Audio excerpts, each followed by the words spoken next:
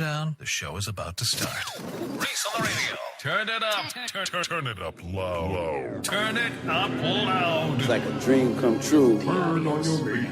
Reese is all over. Yo, let's get it. Due to the nature of this program, discretion does not exist. It's Reese on the radio. Right now on WTIC News Talk 1080.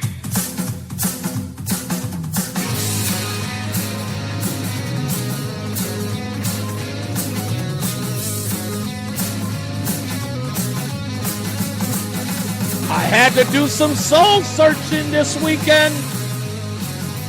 How about you? I was thinking about it all weekend, and we'll talk about it. It's Reese on the radio on WTIC News Talk 1080.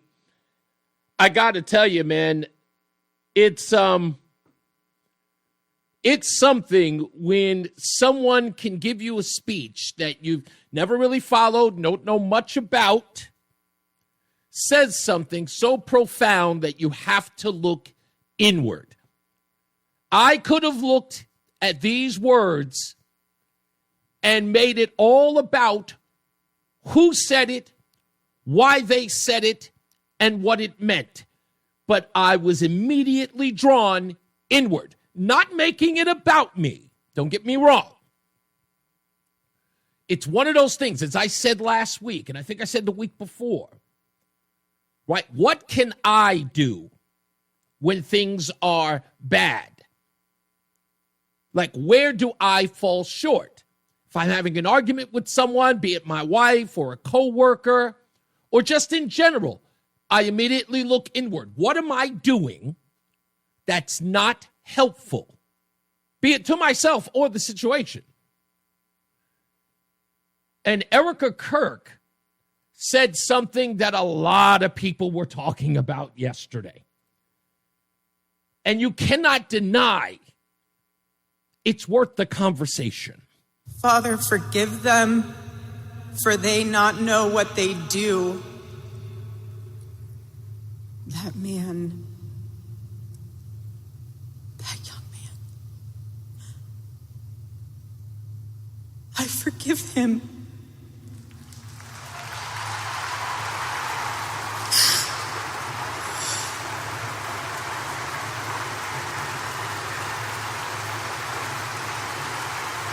Now, I will start off by saying this.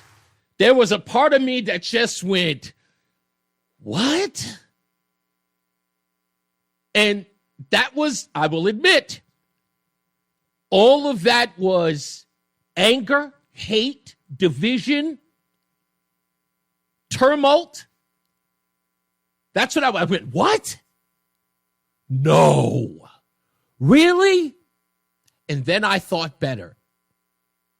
There's only one person in that moment who had the right to forgive anybody, not me. I had no right. I had completely taken over. I immediately made that. I'm like, I couldn't do. I had no. Yeah, if I couldn't, that's me. But she could. And I had to look at her and say, what did that take? And then, instantaneous, to be making this all about what she did, because that was, again, her own decision. I had to look at me. And I said, could you do it? Could you forgive? You've had things happen to you. You've almost had your life extinguished. Can you forgive those who wish to do you harm with no regard? How soon could you have forgiven? 11 days? Could you have done it? And I knew right off the bat, hell no. It took me almost 12 years. I had to find so many things in my life before I was able to put down the sword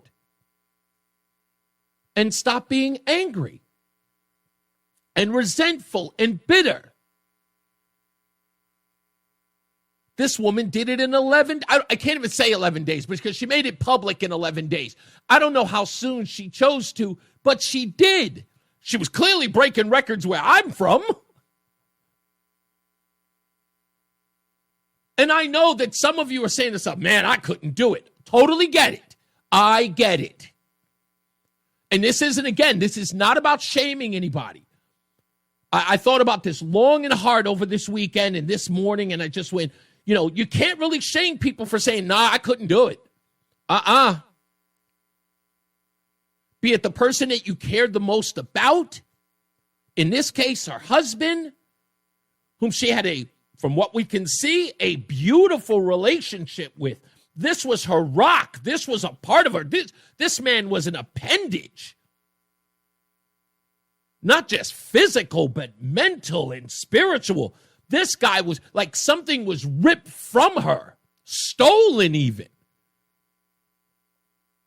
And forget about the fact, don't forget about the fact that she's got 2 young children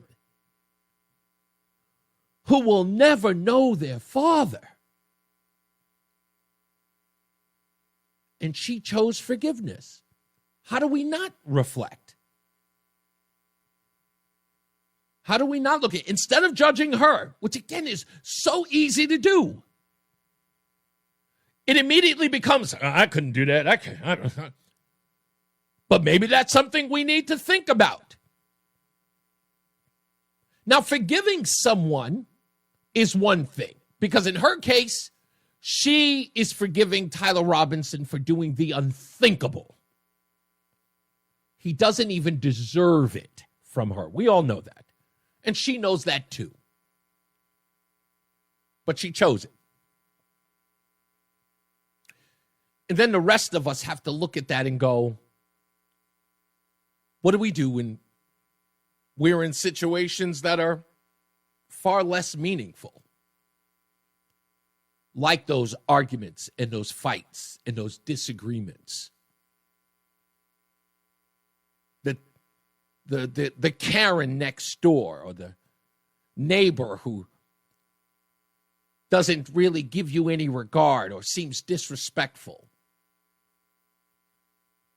If I can tell a tale out of school, my wife and her mother do not have a great relationship.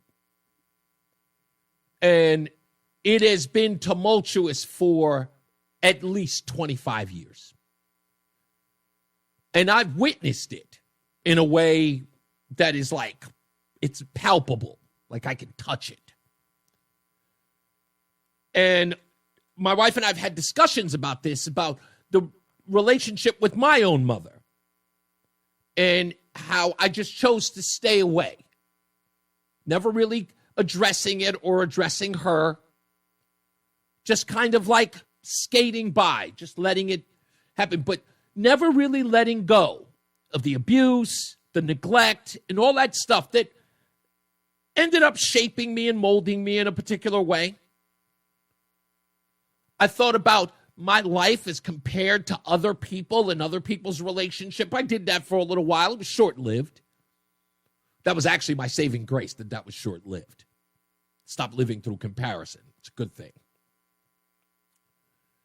But I remember the day that I had finally realized that my mother is human. She screws up just like any other human being. And I was putting this moniker of mother as something that sort of absolved her of being human or took away her humanity, her ability to make mistakes, or her ability to be a horrible person. Hey, just because she's my mom doesn't mean that she doesn't get to be a pretty bad individual. Just because she gave birth to me doesn't mean that she doesn't get to kind of be a turd now and again.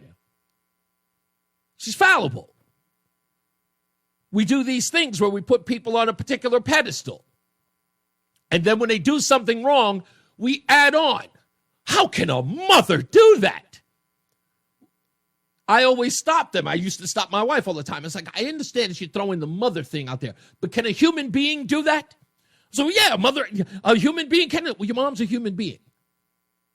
You're kind of throwing on the extra. saying that because she's a mother, she should never be allowed to make that kind of mistake. You're taking away the human element. I say all this because I'll never forget, it was just about 2 weeks ago, we're driving, and Roseanne says, I think I forgive my mother. I think I'm done. I almost drove the car off the road. I couldn't believe it. And as she was expressing it, she was saying the same things that I said. When I had finally resolved it in my own heart, she sounded just like me. And I don't know whether or not I was an influence, or she just came to the same conclusions that I did. But it was breathtaking in that moment. It was nice to see someone at peace with something that was giving them such bitterness, disdain, agita, all of it. It finally felt like she had let it go. And to watch Erica Kirk do that under these circumstances, that is where I said I need to be more forgiving. I don't want to put that out on you. Some of you cannot. I get it. And for whatever reasons those are, makes sense. But sometimes we do have to ask ourselves, in looking at that, do I have the ability to forgive? At least a little bit? And what can I forgive? Is there a limit? Because forgiveness is never really about the person you're forgiving, if you think about it. It's really for you and for me. You are letting go of the burden, the energy, sometimes the hatred. You're not carrying that anymore. And I think that's what Erica did in that moment when she said, I forgive him. Is because in carrying that hatred, she has to carry that around while she raises her two children. Two children that she's going to look in their eyes and always see her husband. And then always see his murder. And then always see the man who did it. And how does that translate into a healthy relationship with the children Charlie Kirk gave her? How does that help her develop those two children? That is her role. She's obligated to that. And hatred serves those children no purpose, much less herself. It serves no one. Now, I know a lot of people are saying, but hey, Reese, what about Donald Trump when he got on those stage afterwards and said, Charlie could forgive these people, but I can't. I can never forgive my opponents. I wasn't ashamed. I didn't feel bad. I didn't feel like he undercut what Erica Kirk said. I didn't. I chose not to judge him. I chose to. And there's a reason why. It's because deep down inside, look at us. All of us. Look at yourself. You can talk this nonsense about, the tone of the president. Let's stop giving that so much latitude, okay? Donald Trump sets the tone for this country no more than I do. As you might remember last week, I was talking about my ex-wife who used to always argue with me saying, it's because you do this that I act like that. And I go, that's funny. I'm influencing you to do just the bad stuff. None of the good stuff. I don't inspire you to do any good. The only thing I'm inspiring you to do is the bad stuff. to behave poorly? That's the only influence I have over you? So I know a lot of people like to use that excuse. Well, the president went on a different route after Erica went. Erica's choice is her own, as is Donald Trump's. But I can look at both of those situations and go, I can relate. You know, as I started this off, I said it took me 14 years. Well, 12 years. It took me 12 years to get over the evil that almost destroyed every fabric of who I am, was actually literally sent to take me down. It took me 12 years to get over it, to let go and to forgive. And for some people, it takes a long time. I'm going to talk a little bit about that. It relates to, of course, our usual foil here on the show, Chris Murphy, and everyone else from Jasmine Crockett and Tubbs to Hakeem Jeffries to Elizabeth Warren, Dan Goldman, Nancy Pelosi, any and all folks who continue with the hateful and demeaning rhetoric, and then at the same time ask us all to tone it down. The question that I have, and I have for everyone, is how do you expect anyone to be, let's just say,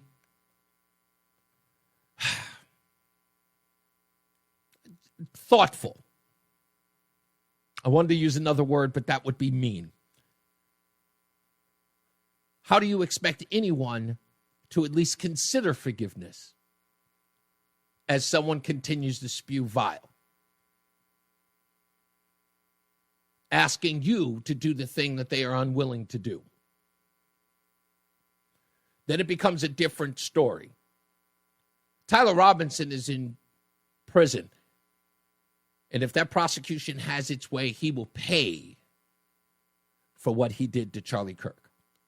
But as Erica said in her New York Times interview, she doesn't want that on her ledger. That will be determined by the courts. That will be determined by the government. But she wants no part in that. But when you got people saying the president needs to tone it down while others are still spewing vitriol, I kind of see it the president's way. I can hold both different thoughts. We'll explain all that. And we'll be asking the question today. Can you forgive? How easy? How hard is it for you? The number's 860-522-WTIC. We'll be back. Go nowhere. It's Reese on the radio on WTIC News Talk 1080. Fan of WTIC? Then do us a favor. Download the free Odyssey app and favorite WTIC. I tell you, man, as I'm watching this, I could only call it a religious revival yesterday, seeing all of these people speak, and I'm online. If I miss somebody, I can go back and I can watch it. And there were so many people communicating back and forth about this. And people outside. I was watching Bill Malugin of Fox News out there speaking to folks, and just the atmosphere. And then online, watching people's reaction to what was happening with those reports. And let me tell you this. This is the part that I find interesting in all of this. I got a response on X from someone who obviously is not pious or religious in any way. I guess based upon his response, you could not deem him a Christian, because he kept speaking to me in his text saying you as a Christian. It's sort of like that kind of speech. And he kept saying that as long as you keep forgiving your enemy, they'll continue to stomp on you. They'll continue to attack you. And you Christians need to stop and defend yourself, is what he was going on about. Now, usually I'll respond to someone who writes something if I have something to contribute, but I got where he was coming from. Because he's not a Christian, obviously, and he saw this as us taking on a role that was beyond our ability. That as long as people understood they're Christians, they're going to turn the other cheek, that evil will persist. Hey, we'll just keep stomping them out. We'll stab them, we'll shoot them, we'll hurt them. They're never going to retaliate because they're Christians, and Jesus teaches them, do not respond. And the reason why, again, I couldn't respond because then I have to go into these other places that I'm proving something. And I have this saying, if it doesn't apply, let it fly. And it didn't. It didn't apply to me. But I knew where he was coming from. It wasn't hate. It wasn't hateful. It wasn't even like shaming me for being a Christian or believing in God, for that matter. For him, he believed he was doing me a service. And I can't say that he wasn't. I'm just saying that I understood where he was coming from. Because he, like many others who might just be good people and not religious, not pious, not even Christian, or even follow Christ or God or anything like that, he just saw good. And he said, it's not right that these people do this to you. It's not right that they continue to do this to you while everybody stands around and they try to stay on the good side. And you're going to be eradicated. You won't be here to do that good if you just keep letting them stomp all over you. And I felt that. I'm reading in the comment section here on the Reese on the Radio page on Facebook. You know, people saying that, you know, she's a better person than me. I just couldn't do it. And I get it. Again, this was not about, and I said that to myself. I was like, Reese, you got to be careful because you don't want to be coming off as shaming people. You don't want to come off as if you're saying it's like, oh, you know, we all need to learn to forgive like Erica. I'm like, no, I'm not that guy. Not. Because, again, I understand. I totally get it. I can understand both sides of that. Donald Trump's statements as well as Erica's. And Donald Trump was talking about people who many years ago used to love him, took his money, invited him to their parties and their gatherings and their award shows, invited him into their homes with his reality show. And then when he decided to run for president, inexplicably called him everything in the book that they didn't even have the guts, the temerity, or even the inkling to call him when they were taking his money, inviting him into their homes, and celebrating him. And then for that to lead to people trying to kill him, or to jail him, to lie about him, to inspire others to lie on him as well, to turn half the country against him, lying on his name. While he gives and gives and gives and does not promote, while he gives and gives and try to do better for people, and they still admonish him. And he never asks for praise. He just does it. While people ignore the good that he does.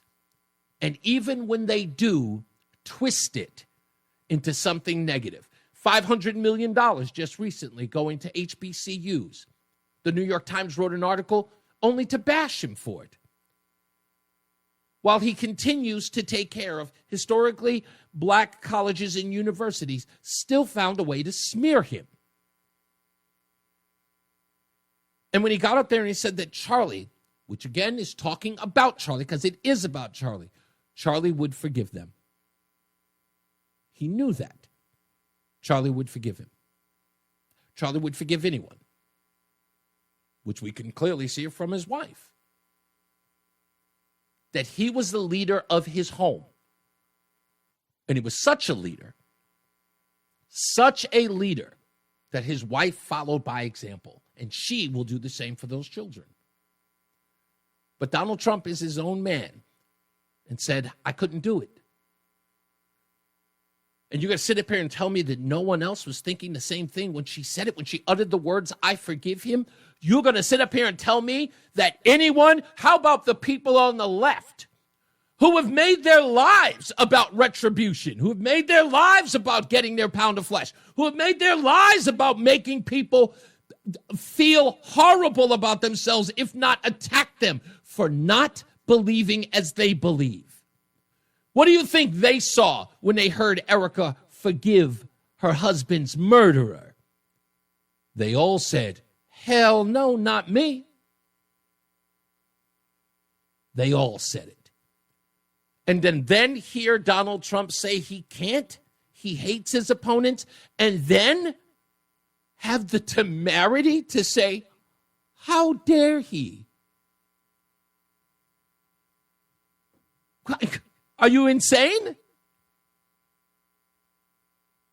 I look at every one of the people who are now trying to sit up on, at least to look at him in the eye and go, yeah, you could have set the tone. I asked Chris Murphy, who suggests that the president of the United States is using Charlie Kirk's murder as a means to silence dissent, only to be standing up on stage while his homie and tour mate, Max Frost, a week later, gets up on stage and calls the man a fascist again? Even after we know that was carved into the bullets that was set to be aimed at Charlie Kirk if the first bullet didn't kill him? Silence what dissent?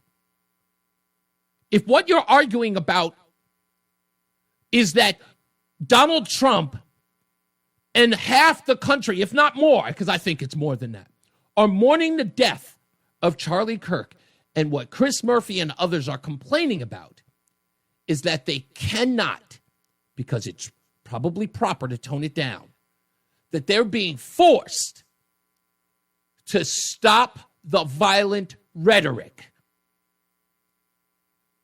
And they are too addicted to it, like a drug, like a crackhead that I called Chris Murphy, a crackhead who's treating it like they've been denied their favorite drug.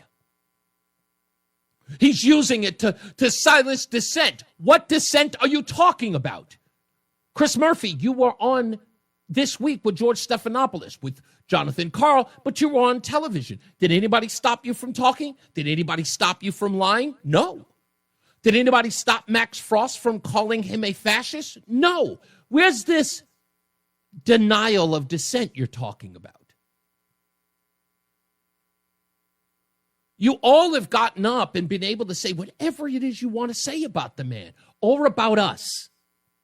Where's the silence?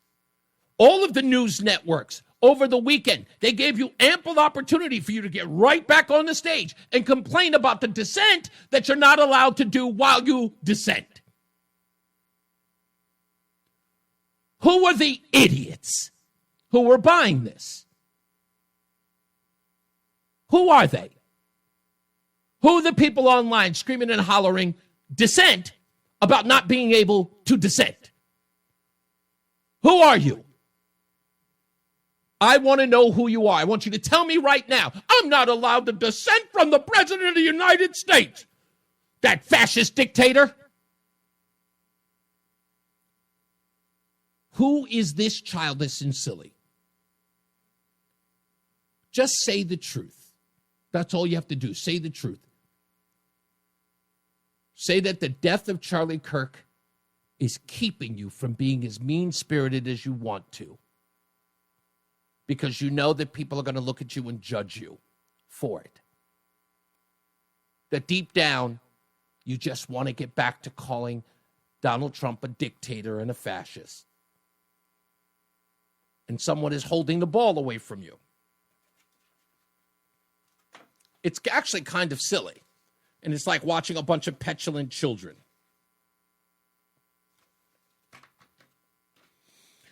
But I forgive you. See? That was easy. We'll be back. It's Reese on the radio. It's Reese on the radio on News Talk 1080 WTIC. Yeah, we're back. And it has been an interesting weekend. The wife isn't here. I'm packing things. I did several loads of laundry. Oh, the hell. Applaud me.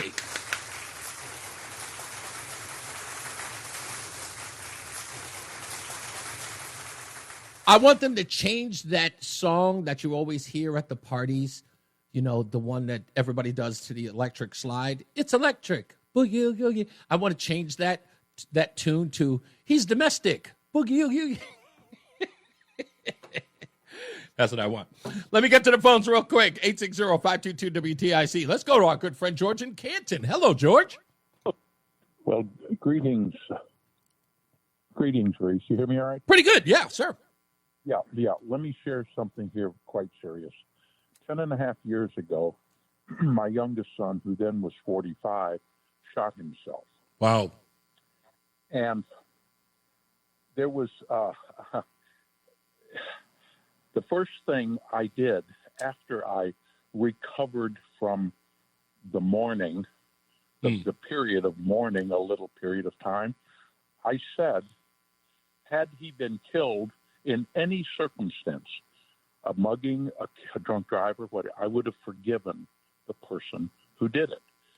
War, cancer, well, he had cancer. He took his own life because he wasn't going to endure a third time.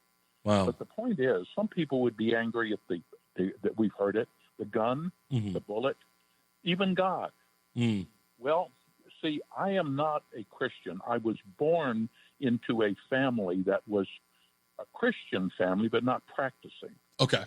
But I am a pragmatist. I tend to follow the Eastern Taoism, and the tenet of Taoism is called the don't know mind. Don't know. Well, I forgive because, as many people are credited with having said, resentment or anger or envy is like taking poison and expecting the other person to die. Yeah. I am not going to poison my mind with a negative such as any of those about what happened to my son. With regard to punishment, now it is said, I read yesterday or this morning, that Erica Kirk has forgiven him and does not want to face God, having wanted him to die. Yes. Well, you see, the way I see it is this, as a pragmatist. I forgive him for my sake. And because we are a country of laws, not men, then the law of our land takes over. Right. And then whatever is applied to the actions of that person, then that is the punishment they get. That is essentially George. That is essentially what she's saying here, though, right? In the New York Times article. So. Yeah. But she's doing it because she's a Christian and a believer. I am a pragmatist that says my life is better, this life, because I don't know about the next life. I'm just not a Christian. Yeah. I believe there is something there in a creator of this dimension we live in, but I don't believe in a deity.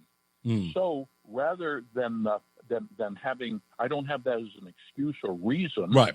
But also with regard to what Trump said, I really wish that he had said, I don't hate my enemies, I just hate what they do. Because he doesn't even have to love them. Right. I don't hate in anything that's animate. In fact, I don't even use the word hate. I could say I hate Cheerios. I know I don't hate Cheerios. I just don't eat them. No, I get George. I'm gonna let you go, but I think before we get into the weeds on that, but you make a good point. But this is where I'm going to extend latitude towards Donald Trump. Yeah. Politically, would it have been wise for him to say, I don't hate them, but I hate what they do? Absolutely. But on this level of what he did say, I'm just not judging Donald Trump on his own honesty. No. Because it's his own humanity. Yeah, it is, exactly. Donald Trump without filters. Yeah, that's right. Exactly I'm not right. being critical. I would have done it slightly differently. Right. But I hope people out there will hear, hanging on to resent, let it go for your own sake. Yeah. Forgive someone. You don't have to be a Christian or anything. That's right. Just forgive them. Your mind is better. You remember what Limbaugh used to say, I'm living rent-free in Bill Clinton's head. Right. That's right. Well, don't let anger and resentment live rent-free in one's head. Forgive the person. That's right. Because it does. And as I learned, forgiveness is really, it is about you. That's. Let me quote my favorite quote from Mark Twain. Forgiveness is the fragrance the violet sheds upon the heel that crushes it. Wow. Mark Twain. Look it up. Yeah, I love it now. I think I love that quote. Thank you, sir. Thank you so much, George. As always. Great voice and great wisdom by George in Canton. I love it when he calls. Okay. We're going to push back headlines another half an hour. It looks like this is resonating. So we're going to take your phone calls. If you want to call up, please do. 860-522-WTIC, 860-522-9842. We will get into the thick of this because all of us have our own sort of story and how we would deal with this. And I know some people want to share about what they heard from Erica and how they apply it to their own lives. So I want you to get that out. I kind of knew this was going to be the response. And I'm glad that we're talking about it. All right, so stand by for that. Also, we've got headlines. Of course, we've got the stupidest thing I read today. This one involves Connecticut. It's a great one. And also, we got some very, very horrible news about Bridgeport and New Haven as it applies to women. So stand by for that. Now let's get to the WTIC newsroom with John Silva. We'll be back. It's Reese on the radio. Reese on the radio, making sense of the news. Yeah, even when it makes no sense at all. Now on WTIC News Talk 1080. Yeah, we're going to take your phone calls early. Normally, I would wait until roughly around the 4 o'clock hour, but this is an important conversation to have, and I knew there were going to be some people who were going to opine about it. But before I do that, I just saw this real quick from MSNBC. And I knew this was happening because I actually had a segment set up for this today to then sort of intro it for tomorrow's show. And that is because so many people showed up to this memorial. And so many people watched it across the country. And so many people who are now, with this refrain that I am Charlie Kirk and how he's inspired others from all walks of life, that this would be a threat to those on the left. And I knew that the two words that were going to come out of this were not going to be unity, togetherness. The words would be Christian nationalism. What you are seeing here is a movement called Christian nationalism that merges Christianity as it's been practiced in America for, centuries with a very specific interpretation of what the founding fathers wanted, what Aristotle wanted, going all the way back to the ancients. You saw Larry Arnn, who is the president of Hillsdale College and a proponent of this strain of interpretation of the Bible, merge Christianity and protecting the Western civilization values into one and the same thing. That's what's going to happen here. And if they're not smart, the left, they will turn this into a battle of good and evil. People who are Christian and people who are conservatives are already framing it that way. And again, as usual, because they are threatened by this unity, they will start to denounce Christianity. They will have no choice because, remember, their role is to combat anything that Trump is associated or aligned with. And if Christianity draws their ire, that's what you're going to see. So I'm hoping people on the left think, pull the reins back, tell these folks, don't get ahead of themselves. Because you're going to have one party that's going to say, hey, I'm just a Christian. And the other party saying, that's a threat. I don't think you want to have that argument. I don't think you want to be in the middle of that fight. Just thinking. Let's go to the phones. Let's take Jim. How are you, sir? Yes, a long time no talk. I've been listening to you about the Charlie Kirk assassination, etc. Let me tell you, you just said something about Trump being aligned with Kirk. I believe it's the other way around. It was the other way around. You mean and Trump? Kirk was. Are you saying that Kirk was aligned with Trump, or I'm not? Maybe I missed your point here. I'm sorry. No, I think that Charlie Kirk. If there are millions of people out there, younger people especially, that may not hold Charlie Kirk's view on Christianity. Right. They may not hold part of his views on politics. Sure. But they certainly do hold to Charlie Kirk's position on explaining yourself and the facts that back up your opinion in a one-on-one conversation in a medium that a lot of those kids lost the ability to have. Right. Because of the way they communicate, whether it's a cell phone or whatever.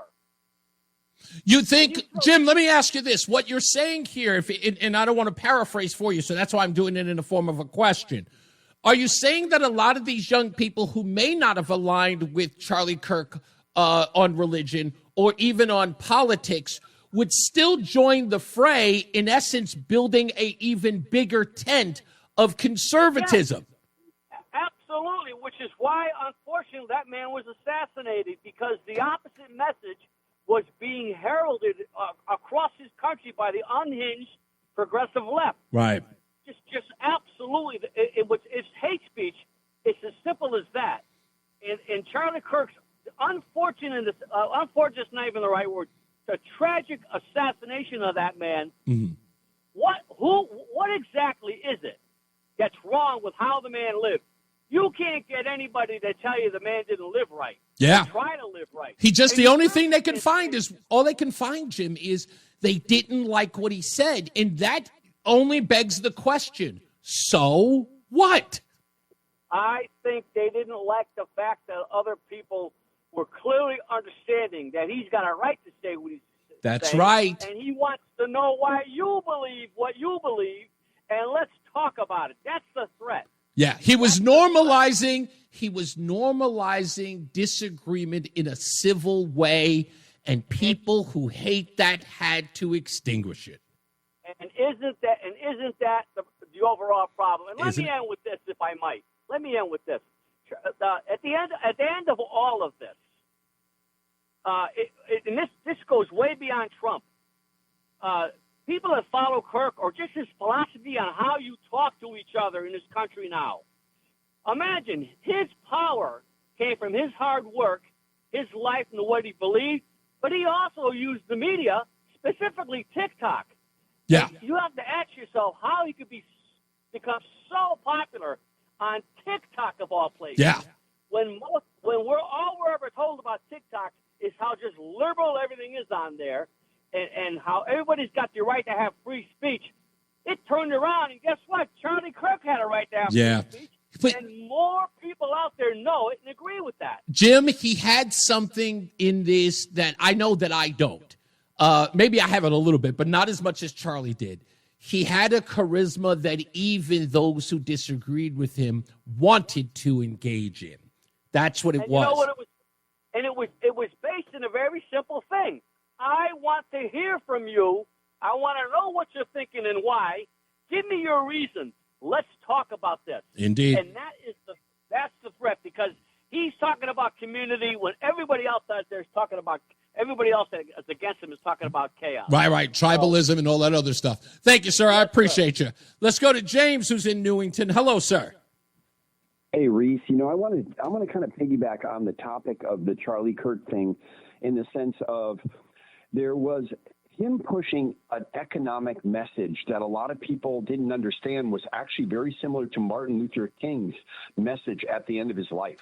I don't know if people who are not in the movement, and I have actively followed Charlie Kirk for years, understood that one of the attractions for him on the college campuses was not that he was just giving people this freedom in this enemy camp to finally say what they feel, but he was talking about the issue of how do we have a party politically that says to the kids going to college, you're never going to be able to buy a home in America. Right. And that was one of his – people don't understand how many young people looking around, getting out of college, watching their rent go sky high, realizing that the huge debts that they have, no one was answering that question. And that was as much a part of the Republican Party message that he was getting out.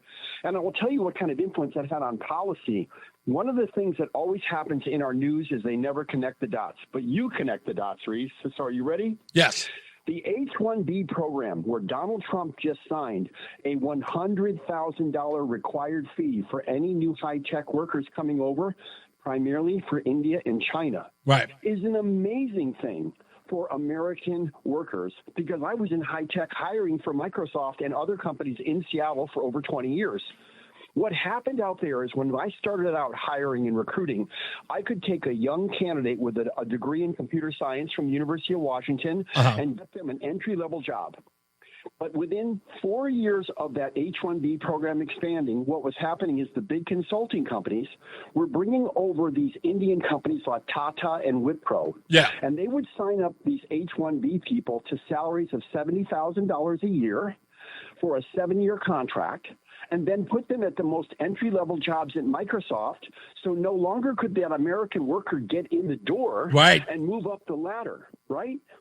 So this is the message of economic empowerment that Charlie Kirk was speaking, the effects he had on policy, because he was trying to say to Donald Trump, Donald, President, I know you understand that all these corporations are saying we need to have a great company, great business in America, but what they've been doing is cutting off the American workers at the knees for the last 15 or 20 years. Yep. And now you will find young people here who have graduated in STEM, science, technology, electrical, mechanical. We told them to do that.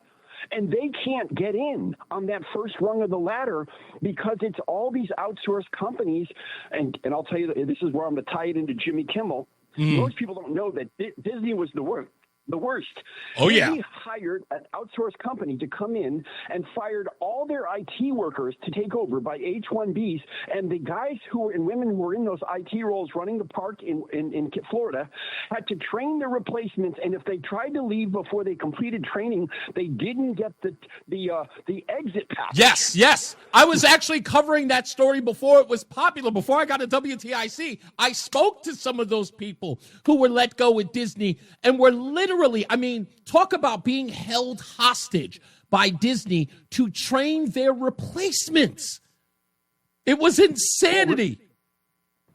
I knew you could connect the dots, Reese. So that's what I like about your show, is that you have an opportunity to have a little bit longer form. So the person listening somewhere in Connecticut right now, I will tell you right now, they're over at Pratt & Whitney. And but it's worse. It's worse than that fact that we can't get the American younger workers in to learn the technology. There's another thing that's called business unit accounting in America. And what it does is it divides up a company like Pratt & Whitney into different profit centers, and each executive's in charge of each one. Right. Now, when I go out and I buy a car, I have to pay for the car. That's what a full-time American employee is. They're buying the car. But if I lease the car, I get a better tax treatment, which makes it look better for my profit and loss statement at the end of the year. Right. The problem of it is, if I outsource the technology at Pratt & Whitney for 4 years on the engines to a bunch of Chinese and Indian people from India and others, they learn all that technology, and then they go back home. That's right. And they help start companies stealing our technology that we spend billions to develop. Hold on, I got to stop you there because you're making so much sense here.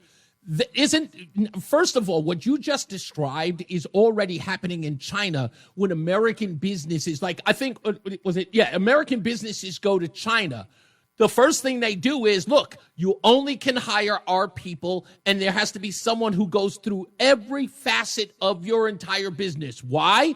Because that employee that the CCP has put inside, infiltrated into your business, is then assisting the CCP in creating your replacement or your bootleg product. That's exactly what the H-1B is doing here, is that they're bringing them here. They work for 4 years. They send them back home. Okay, tell us what you learned. Thank you so much. And again, this is the problem with like local news here. I'm going to call it out because I talked to a recent reporter of local news, WFSB 3. I don't want to get 61-8. I have met them, and they're nice people. Yes. They're not allowed to actually connect the dots ever, even in Connecticut. They're not allowed to look and say, this program by Donald Trump is actually going to help kids graduating from Quinnipiac, from Manchester Community College, from UConn, to get into Arthur Andersen Consulting jobs. You know what Arthur Andersen Consulting, it used to be All Americans when I graduated. But basically for the last couple of years, when you hear that they're bidding a project, it's really them, and it's all being staffed by Tata and Wipro from India. So the American never actually sees any benefit of it. And that is why Pete Hegseth in the Department of Defense, he just found out that some of our backup systems for, in the case of an actual attack from a foreign adversary, were being actually supported by an outsourced contract. I don't know which one of the consulting companies, so I will not say it on the air. Okay. But you can Google it up or DuckDuckGo it up. That was actually doing their outsourced consulting in a contract from China. So the Chinese were on a major defense system in case we get attacked, and they were the ones supporting it from China. Thank you. James, thank you so much, and thank you for all of that info, but you're 100% right. We're outsourcing our own demise, and it's crazy because it used to be we sent them out of the country. Now it's literally insourcing, which is kind of weird that they found a new way to do the same thing. Thanks, buddy. I appreciate you. He's 100% right about it, every bit of that. I interviewed those folks over at Disney who told me those stories about how they were told you can't get your package, your severance package, unless you train the guy who is going to be replacing you. And can you imagine that? I would.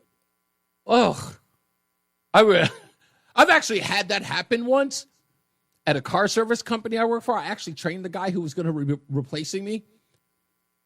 I'll never forget that. And then after the guy got the job, he walked off a week later, he said, I'm going to lunch, and he never came back. And then they tried to offer me the job, and I looked at them like they had three heads. I was like, what? No. I demanded more pay. It's like, no, absolutely not. I was right here. I was the person doing the job, and I was doing it at, my entry-level pay. I did the supervisor's job in an entry-level pay because you didn't have a person replacing, and I loved learning it. And you did not reward me for it. You pulled the guy from the outside, and when he couldn't hack it, he walked off, and now you're offering it to me? No. No.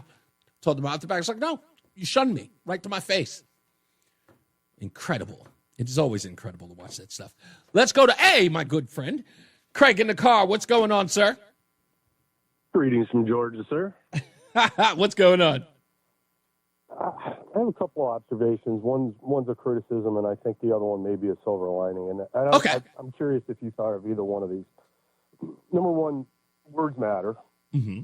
And Erica's words were extremely powerful, as we kind of all knew it was going to be. Sure. But timing is everything. And I think whoever made the decision to let Donald Trump speak after Erica made a huge mistake. Ooh. I think in that situation, Erica deserved to have the last word on that day. Okay. You know what? I'm going to agree with you on that. Anybody in Donald Trump's circle knows that if you put him in front of a crowd, it's going to at least partly become a Trump rally. Which it did. Not the entire time. He did his best to try to bring it all back to Charlie would agree. But I thought it was ill-timed. I thought if Erica had ended that day with "I forgive him," there would be no way to negatively view what happened. But do you think now? Let me push back on that a little bit, because I watched it as you did and many others did, and I will admit that there was a part of that where I was looking at if I'm setting up that dais, like who's going to be speaking, I am with you. Erica is, in essence, she's the closer, right? And I'm looking at this from like a stage production. So I'm going to kind of sort of separate myself from the emotion of it all. She is supposed to be the closer in all of this because she is the closest person to the man who has died. So you end it with her. I'm 100%. However, I know they're looking at this as the president of the United States is kind of the guy who's responsible for putting this whole thing on, and he's the most important person in the room as the president of the United States. So I get you. So there's a conflict there that I'm having with you, but I totally appreciate that. If I were doing it, Erica's the last word. So you're 100% right there. Well, and I think it comes down to one thing I said to my wife yesterday. What was that? She asked why everybody was saying the same thing. And I said, because it's a memorial service. It's not a television show. Right. And I think by having Trump finish it, it ended up being more of that. But let me give you the silver lining real quick, 30 seconds. Please. You had made a comment earlier that those two girls will never get to know their father. Oh, the boy and the girl. Yes, the children. The silver lining that I find in this is they have 13 years and tens of thousands of hours of online video of their father that they can get to learn about him, that most people never get the opportunity to do. Yeah, to them, they'll get to know his father just in a different way. You know what? You're 100% right. It will not be. It won't be physical, but there will be a visceral remembrance of him. They will almost feel like he's a part of their lives, because those videos, he talks about so much about them, about his family, about his wife, and about his vision. So, yeah, you're 100% right on that. Thank you, man. I appreciate you. Yep, thank you. You got it. All right, let's take a break. We'll come back. More news, more views. We'll take your phone calls as well. And we've got headlines on the opposite side. It's Reese on the radio on WTIC. Listen to WTIC News Talk 1080 on the free Odyssey app. Download and like WTIC today for alerts on special programming. Yeah, we are back. Let's get to some headlines.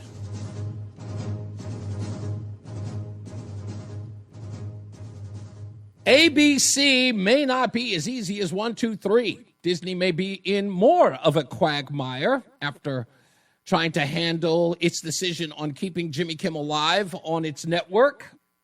Its new problems are with an ESPN deal. Disney owns that entity as well, and their deal that's supposed to be with the NFL. ESPN recently struck a blockbuster deal with the NFL, trading a 10% equity stake valued at around $2 to $3 billion for the league's NFL network, red zone, and fantasy football assets.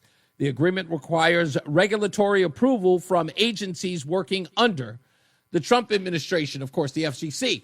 An interesting part about this is Benny Johnson and a couple of other people outside of him that I know have had conversations with Sinclair and Nexstar. And from what this looks like, I don't think Jimmy Kimmel's coming back, because one particular affiliate, or at least one of the affiliate locations, had trouble selling local Ford dealership advertising on Jimmy Kimmel's show because they just didn't want to.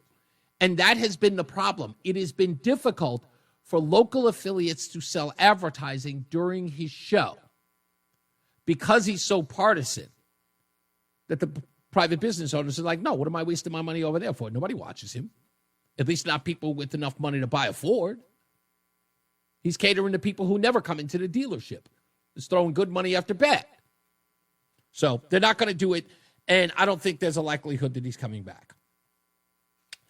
In other that didn't last long news, the AFSCME Council 4 is telling Governor Lamont to focus on wage contracts and not basketball. They released a statement, this related to the proposal to put some $25 million in pensions and invested into the WNBA team, the Connecticut Sun.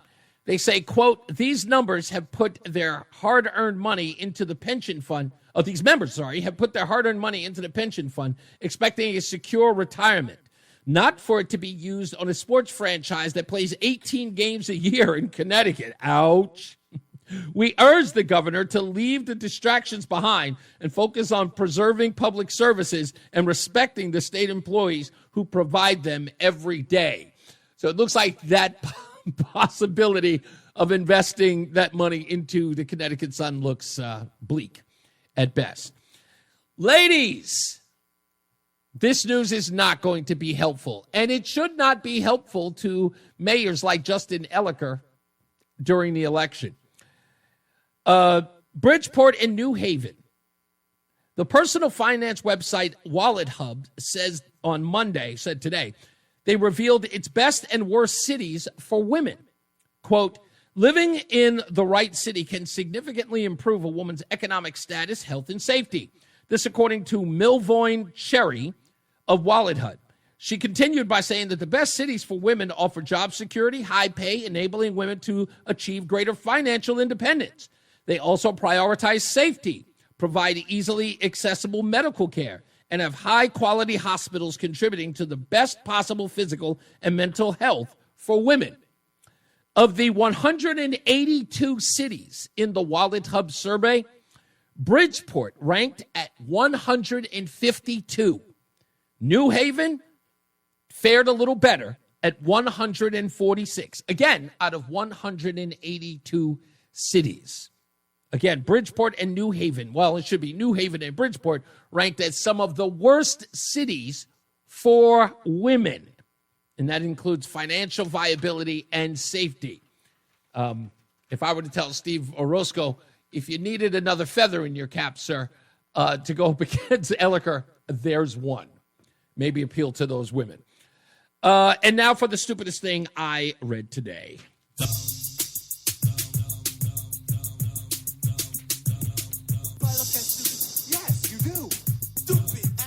This could very well be the stupidest person on the face of the earth. Richard Farley is an author with a new book called Drop Dead about the 1975 New York Post headline that says Ford tells New York drop dead. Do you remember that? And that was related, of course, to New York being in a financial or fiscal crisis at the time. Ford ended up bailing out New York, but at the time he wasn't really interested because, of course, the city was being handled very poorly. Anyway, Richard Farley, who wrote a book about that, was on Dennis House's program this week on WTNH. And he said what had to be the dumbest thing I've ever heard in my entire life. Because when Connecticut gained in 1975 is far from possible in 2025. If the socialist, Mamdani, gets elected, you believe that it could benefit Connecticut because there could be some companies. Oh, I think it absolutely will, at least initially, because I think that there's a tipping point that's reached when you've got too much taxation, when you've got, if you're not going to have a police force that is as effective as Ms. Tisch is running right now, and he has not promised to reappoint her, you could see people leave in large numbers. Lamont watches this program religiously. Thank you, Governor. What's your advice to him if he is thinking about maybe luring some of these disgruntled companies, if they are disgruntled come November? I think being as business friendly as you can, and that means low crime and safe streets and low taxes. Those are the things that will attract the businesses out of New York. And it's not just out of New York now, because you got to keep them from going to Florida and Texas. Sure. And who here thinks, who in their right mind thinks that Governor Lamont is going to lure businesses from New York to Connecticut when you have Texas and Florida to go to? And what's even crazier is that Richard Farley's analysis in all of this. He uses the 1975 model that in 1975 there were businesses that left New York and went up to Connecticut. But he also adds in the caveat that there was no income taxes in Connecticut at the time. And we know that Connecticut is today a tax and spend wormhole. No business would ever think about coming here. I mean, Lamont was so desperate in 2022, he was trying to lure businesses by, wait for it, abortion. Abortion. Yeah, come here and kill your kids. That was his pitch. That was the pitch.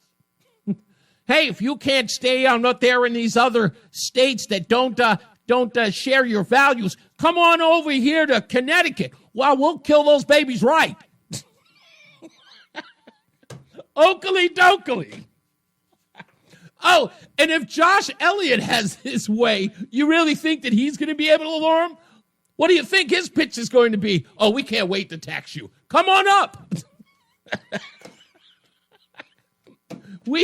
Hurry, get up here. Are you kidding me? I'm waiting till you arrive so I can raise taxes. It's not even the stupidest thing I read today. It's the most laughable. Come to Connecticut.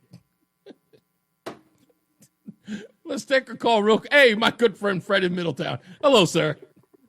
Hey. Yeah, that's some high hilarity right there. I hate to break the flow, but I'm calling with a word copping.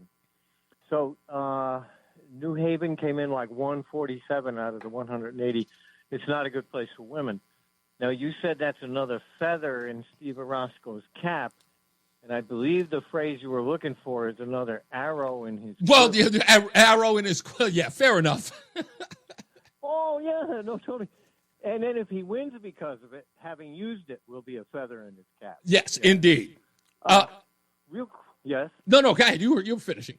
Real quick on Charlie Kirk, I know practically nothing about him. I'm finding it out. Okay. I heard him a little bit on the radio. But I heard a fact today that he called out the how could they have been so unprepared on October 7th? Yes. He was like, what were they, standing down? I didn't know that. Did you know that about him? I did see the audio when it originally aired. I saw it. And a lot of people have made that, who have had that commentary as it relates to Benjamin Netanyahu. They said that that his feckless leadership led to that. That was very early. In fact, just days after. Isn't the word there? No, deliberate. That's deliberate. That's not feckless. Well, I'm telling you what the word they used was his feckless leadership led to it. Their bet. Yeah. Hedging their bet. Yeah. When did that air, by the way? Months? Weeks? This was probably recently that was aired because he was on. Recently. I know. Yeah. That particular show was on the PBD podcast with Patrick Bet-David. Mm-hmm. Okay, so let me try to stop short of saying something stupid and saying once I heard that, I was like, oh, my. Yes. That's some kind of a, quote, all I need to know ellipsis kind of a thing. I don't see anybody getting away with that. I don't know whether or not, I will say this, that I feel that there is a degree of reach on that subject because, and I really do believe this, people are I'll go this far as to say this. I think that people want controversy where there is not. Yeah, maybe. Do I have a minute and a half for a quick poem? Not particularly, because I literally have to go in 30 seconds. Sorry, boss. 30 seconds? All right, well, let me just give you the tail end of it. Israel's indoor-outdoor, arguably genocidal carpet bombing. Hold on, from the top. In 30 seconds. It's not impossible for me to justify Israel's arguably genocidal indoor-outdoor carpet bombing of Gaza. Someone inside Israel letting October 7th happen, however, is a bridge somewhat farther. Yeah, dude, the shot spotters were taken out with small arms fire. With how many shots must the shot spotter be shot before a shot spotter spots that it's been shot? Okay. I'm just going to vehemently disagree with that one, but okay. Thank you. Thank you. You got it. I don't know. I'm not going that far. I'm not. But then again, that's a conversation that people are going to really, really relish in. But I'm not going to give that yet. I'm not going to give that yet because I have so much other dirt to get through. All right, we'll take a break. We'll come back. More news, more views. I've got to talk about Harry Enten, polling data, and a conversation I had online with someone about that, about polling data and the midterms when we return. If you haven't seen this, stick around for it. We'll be back. It's Reese on the radio on WTIC News Talk 1080. It's Reese on the radio. And don't say we didn't warn you on News Talk 1080 WTIC. I totally forgot. We got to do our thing. And Roland, I'll send, of course, the winner to you. Savory, flavory, bagel, deli, and bakery. Between rounds, between rounds, between rounds. And congratulations goes to Kelly L. in Portland, Connecticut. Portland, Connecticut, not Maine or Portland, Oregon. Portland, Connecticut. That's right. We've got one, too. She, of course, is our recipient of a dozen bagels a month for 6 months, courtesy of Between Rounds, the Bagel Bakery and Sandwich Cafe.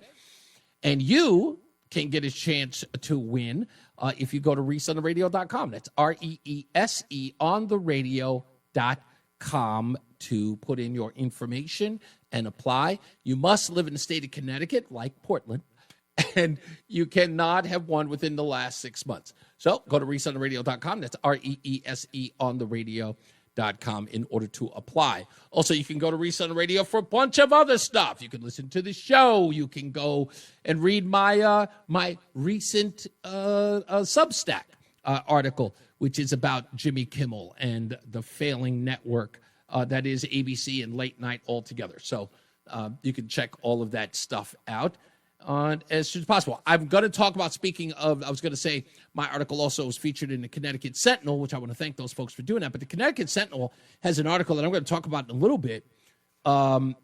It's about the Newtown School's behavioral therapist who's under fire for her racist and inflammatory comments, not as they just relate to Charlie Kirk, but so much else that's going on with this woman there. So I want to get into their article about that and people who are calling for the woman to step down, which I find interesting. And I've got an audio soundbite that's sort of that dovetails into another story I was going to talk about last week but didn't get a chance to. So stand by for that. But when we get on the other side of weather and traffic, I'm going to talk about this conversation that I had off air about the midterms. And there are people who are saying, well, they don't look good for the Republicans. The midterms, they're going to lose it all. CNN says something different. We'll play that as well on the other side of it. So stand by for that. Also in today's show, Hollywood news. Oh, and Kamala Harris. I got to talk about a little bit about her book. But Hollywood news. Boy, talk about a retread from the 80s coming to the big screen. I love those kind of stories. Let's get to Mark Christopher. He's in the BPS Traffic Center. How we doing, buddy? How's the weekend? There you go. Hey. You're always asking me if I've watched something. Yeah. Did you watch the Earth, Wind & Fire special last night on I CBS? did not, because, of course, yesterday was the 21st of September, which everyone loves to talk about that song. I was not... Can I tell you a little? I'll tell you two sides of this. One, I am not an Earth, Wind, & Fire fan. Second, wait. You're a brother who's not into Earth, Wind, & Fire? No, and here's where it makes it worse. My middle name is after Maurice White of Earth, Wind, & Fire. My mom gave it. Yes, she named me after Maurice White. Oh my God! And I'm not a fan. Wow. Now, the song 21st of September, which is called September, is about the due date of Maurice White's son. That's right. What the song, that's what the song's about. Mm-hmm. But I thought for sure, you don't like Earth, Wind & Fire. Nah, never did. My mom was a big fan of theirs. Loved their music. Your mom and I would be Absolutely. We would be getting down in the aisles, man.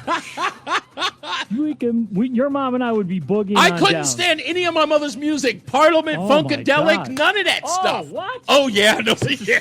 Now this Now is you- getting Wait. Now this is you getting know. sacrilegious. Now you know what I feel like when you say you haven't seen a movie. We're even, Reese. It's Reese on the radio on News Talk 1080 WTIC. Now, I have these conversations off the air all the time. In fact, I had a great conversation with Tim and Hamden. He and I spoke over the weekend. It's a little bit of arguing, as usual. I mean, he's no different off the air than he is on the air. True to form. But I have this one conversation off the air with another person on the left who is always talking about politics outside of his weight. Like he's punching above his weight, clearly. Not because it's me. It's just because he just doesn't understand politics. He deals with it in a very novice way. And I was there, and that's how I recognize it, because I never forget where I come from.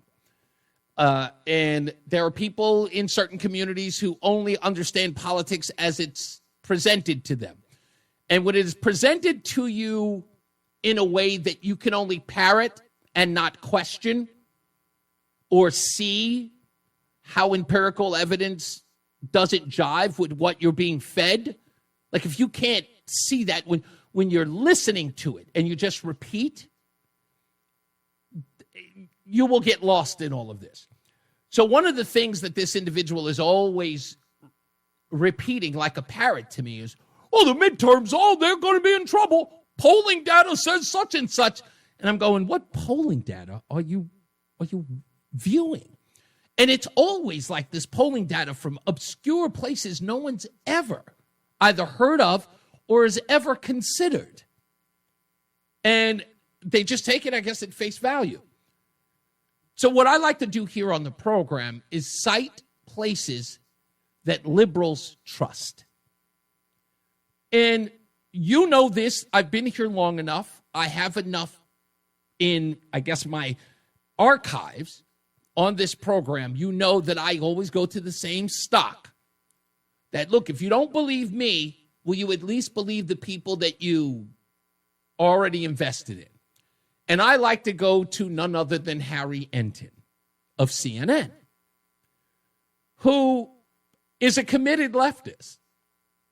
And CNN, Katie Baldwin, are committed leftists, Democrats, who are cheering on their crowd. Here is Harry Enten talking about how the Democrats are doing against the GOP, not Donald Trump, against the GOP in key areas like the economy, immigration, and crime. What are we seeing? Donald Trump being underwater, Democrats saying, this guarantees us we're going to fly high in the midterms. Let me tell you, this guarantees you nothing, because at this particular point, the Democrats are the New Orleans Saints of political parties. What are we talking about? Trust the Dems or GOP more on the economy? Who leads on the economy? Republicans by 7. Immigration, Republicans by 13. How about crime? A big issue for Donald Trump and the Republicans. Look at that. Lead by 22 points. So the bottom line is this. At this particular point, the ball may be on the ground, but the Democrats have not picked up the ball and running with it. If anything, at this particular point, it's the Republicans who are running with the ball on the top issues, the economy, immigration, and crime. Now, Harry Enten went even further. He looked at polling data the last time the Republicans took over what? The House and the Senate in 2022. He looked at the polling data then versus what you just heard today. Harry? Yeah, let's compare it back to 2022. I think this kind of gives away the game right here. Okay, the GOP is more trusted than the Dems on the economy. It was 12 points in 2022. Slight decline in that lead, but still 7 points. How about immigration? It was Republicans by 3 back in 2022. Look at this. The Republican lead's actually gone up by 10 points. What are you doing, Democrats? My goodness gracious. And on crime, the Republicans were up by 13, and now they're up by 22. The lead, again, expanding by nearly double digits. So whatever Democrats are doing It ain't working, Kate. It ain't working. Republicans have the lead on all three issues. What? The protests, the firebombing, nothing. Zero. But now I figured it's only right. Let me go to the place that everyone loves. Now, I got to be honest with you, folks. I say this often enough, but not. I say it often, but not enough. Okay, about how I feel about the coveted independents. They're so important. The independents, or as I sometimes call them, Democrats in sheep clothing. No conservative calls themselves an independent. They say it proudly. So if you're rushing to the independents and you're calling yourself a conservative, like you're really, really ashamed of conservatives versus Democrats, really? In this climate? Laughable. But they're the most important, right? Because everybody's an independent now. It's like one of those things, right? It's like the cool kids. How are they faring today when it comes to those three issues? You know, crime, immigration, the economy. Let's find out from Harry Enten. Sir? You win with independents, you win overall. And what do we see right here among independents? Republicans still have a point lead on the economy. They got a 10-point lead on immigration. They got a 21-point lead on crime. The bottom line is, when you look at these numbers, Democrats should call their offices, because at this particular point, even if Republicans, or even if the public doesn't like what Donald Trump is doing, they ain't necessarily liking what Democrats are doing. And it ain't just a referendum on one party. You actually have to go out and beat that party. At this particular point, Democrats are not able to beat Republicans. They still and again, this isn't as Donald Trump came into office. These are numbers from this month. These are numbers from September of 2025. Right. We still find that the Republicans leading on all three of these issues. Okay? So we understand each other? So as much as I do this enough, for me, my wife tells me this is like shooting, fish in a barrel for me. This is easy. Why do I keep, beating up on, these people who don't know any better? I don't mean to do that. I don't know who they're fighting. I don't know if they're fighting the actual data or they're trying to fight me. Stop fighting me. Stop. It's not. I'm not suggesting that you should lay down your arms. I think that you should make a cogent case for your party, which you are not doing well. The evidence doesn't support your delusions. It doesn't. And I would go so far as to say, how am I doing on this versus you? I'm doing splendid. I'm kicking butt and taking names. Usually on these things. Why? Because it's my job. It's my job. You'd never trust me. You'd run away, go to other places if you couldn't. I'm doing pretty well here. Sorry, I don't mean to brag. Well, I kind of mean to brag. Can't help it. Let's get to the phones again. 860-522-WTIC. Tom in Thomaston. What's up, boss? Okay, never mind. We'll move on. Let's go to, hey, haven't talked to him in a while. What's going on, Ralph? Good afternoon. I have a question for you. What do you got? You're a pretty intelligent guy. If I got on TV and I knowingly lie about something, is that free speech? No, it is not. But this isn't a free speech issue. I don't even understand this. I have to explain this to people like they're 5-year-olds. This isn't a free speech issue. Anybody can say whatever they want. This is a consequence issue. And that's the problem. If I can go so far, let's have this exercise, Ralph, if we could. What's the one thing that Donald Trump said before the 2024 election that people said that he shouldn't say anymore? In fact, they said him saying it was inciting. What was the thing that he kept repeating? You got me. The 2020 election was stolen. Oh, stolen, okay. Right? It was the one thing that people said he shouldn't be allowed to say, but then argue for Jimmy Kimmel's free speech to lie about who assassinated Charlie Kirk. Right? Everybody, even Republicans, were on this network, on this program, saying, I wish he'd stop saying that the 2020 election was stolen. And I went, he's got the free right to say so. He's got the free right to argue any election. Well, we all know that the 2020 election, there were a lot of games played. Yes, with COVID, but you weren't allowed to say it. Right, but 47 million people got their ballots in the mail. So many of those I mean, this is, you're going to be a total idiot to believe that was fair. In fact, they caught one guy with 300 ballots in his car. Ralph, I said it over and over again. I said, and I asked a simple question. I asked it here in 2022. You're going to sit up here and tell me that the guy who won was running in an election who said that if Donald Trump were to win, that this was fighting for the soul of the United States, he could not be allowed to win, or it was going to be detrimental and existential threat to the entire world as we know it. And you're going to tell me with that on the line, nobody cheated? Nobody pulled out all the stops to win? Like nobody? They all said, let's make it fair because he was such a threat. All we could rely on was an honest election? Am I supposed to believe that? No. Oh, also, look what happened recently in Bridgeport. Didn't they get this woman arrested twice for stuff in the ballot box? Exactly. Exactly. Democrats. Yeah. Again, that's what I said. But again, as far as the free speech thing was going, the guy who was the president of the United States was not allowed the free speech to question the election. And now they're screaming. Hypocrites. Yeah, of course it is. Of course it is.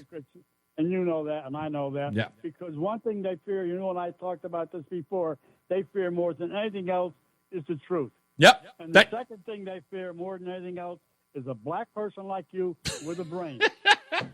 I don't think this. I don't listen. They're not afraid of me, Ralph. If anything, they're ticked off at me. They're not afraid. They're annoyed. Because trust me, when I get the messages, they tell me they're annoyed. You have common sense, and that's something that they lack. Yeah. Thank you, buddy. I appreciate you. Let's go to Lori's in Glastonbury. Hello, Lori. Hey, Reese. How you doing today? Pretty good. What do you got? So I didn't know. I'm late to the show per usual, and I didn't know if anybody had talked about the Charlie Kirk vigil in Glastonbury yesterday. I did. No one did. In fact, did you attend?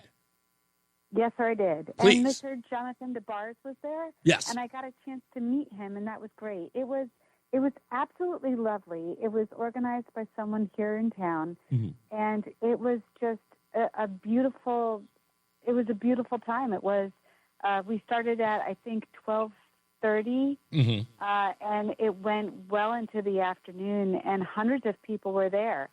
Wow. And NBC 30 actually showed up and did a short news blot about it. But it was absolutely beautiful, and all things Charlie were shared and encouraged, and the gospel was shared. It was great.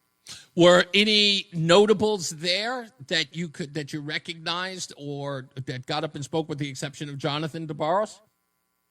Oh, Rob Sampson. Oh, Sampson was there. Okay. Got up. And I was like, oh, Bob Sampson, he talked on Reese. And I went up to Jonathan and I said, hey, I heard you on Reese on the radio. And he's like, oh, yeah, great guy, wonderful, and did a wonderful job speaking to the crowd. Yeah, he and another friend sent me a message. They sent me a text message not too long ago. They were hanging out together. So it's nice to know that those people think of me when I'm there. Don't worry. I can't wait till I'm already calling it home. I can't wait till I get home. When I get there, that's exactly what it's going to be. It's going to be me anywhere and everywhere. And Lori, I hope that I get to come hang out with you as soon as possible. Oh, you know what? I would love, well, I know you wouldn't appreciate it, but I would love to show you and Roseanne some of the great restaurants in the area because I'm a big-time foodie. And like I said to Roseanne, I'm her huckleberry when it comes to all things Bible. So, no doubt. She is really, when she gets here next week, I'm hoping she's here by Friday. She has been talking to me about some things that have been inspiring her about Charlie Kirk that she can't wait to share with you guys. You have no idea how all of this has just everything from July 13th last year to today, I have seen a woman I was already in love with, but now I found new ways to appreciate her and to love her, and I can't wait until she gets to share them with you guys. I love that. I love that. You know what? Just praying for her and her growth in the Lord, because it's a wonderful journey once you're on it. Yeah. And like I said, any resources that she needs, I'm more than happy to help. Not a problem. Lori, I got to go. I appreciate you. Thank you so much. Let's get to weather and traffic.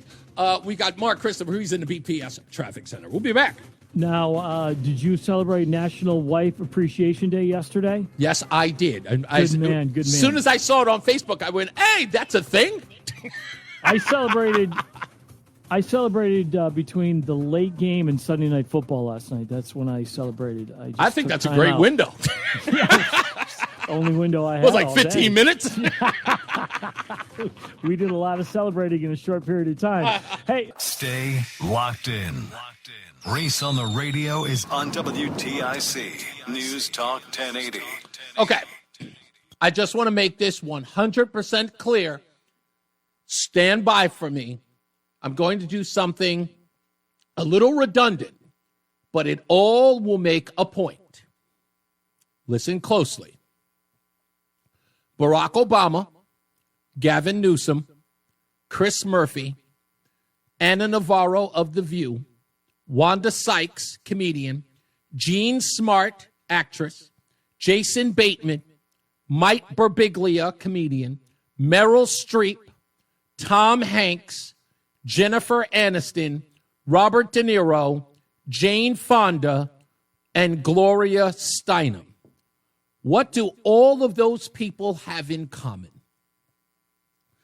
All of those people told you last week that Donald Trump was responsible for removing Jimmy Kimmel off the air. And now he is back on the network. They still have a looming FCC litigation. Why aren't they lying? Why aren't they called liars? They all said that Donald Trump was responsible for him letting go, but ABC suspended him for his comments, and they're putting him back on the air tomorrow. How can we trust any of those people? Or let's go one step further. Did they not know? And did they use Jimmy Kimmel's suspension to smear the president? Yeah, I'd say so.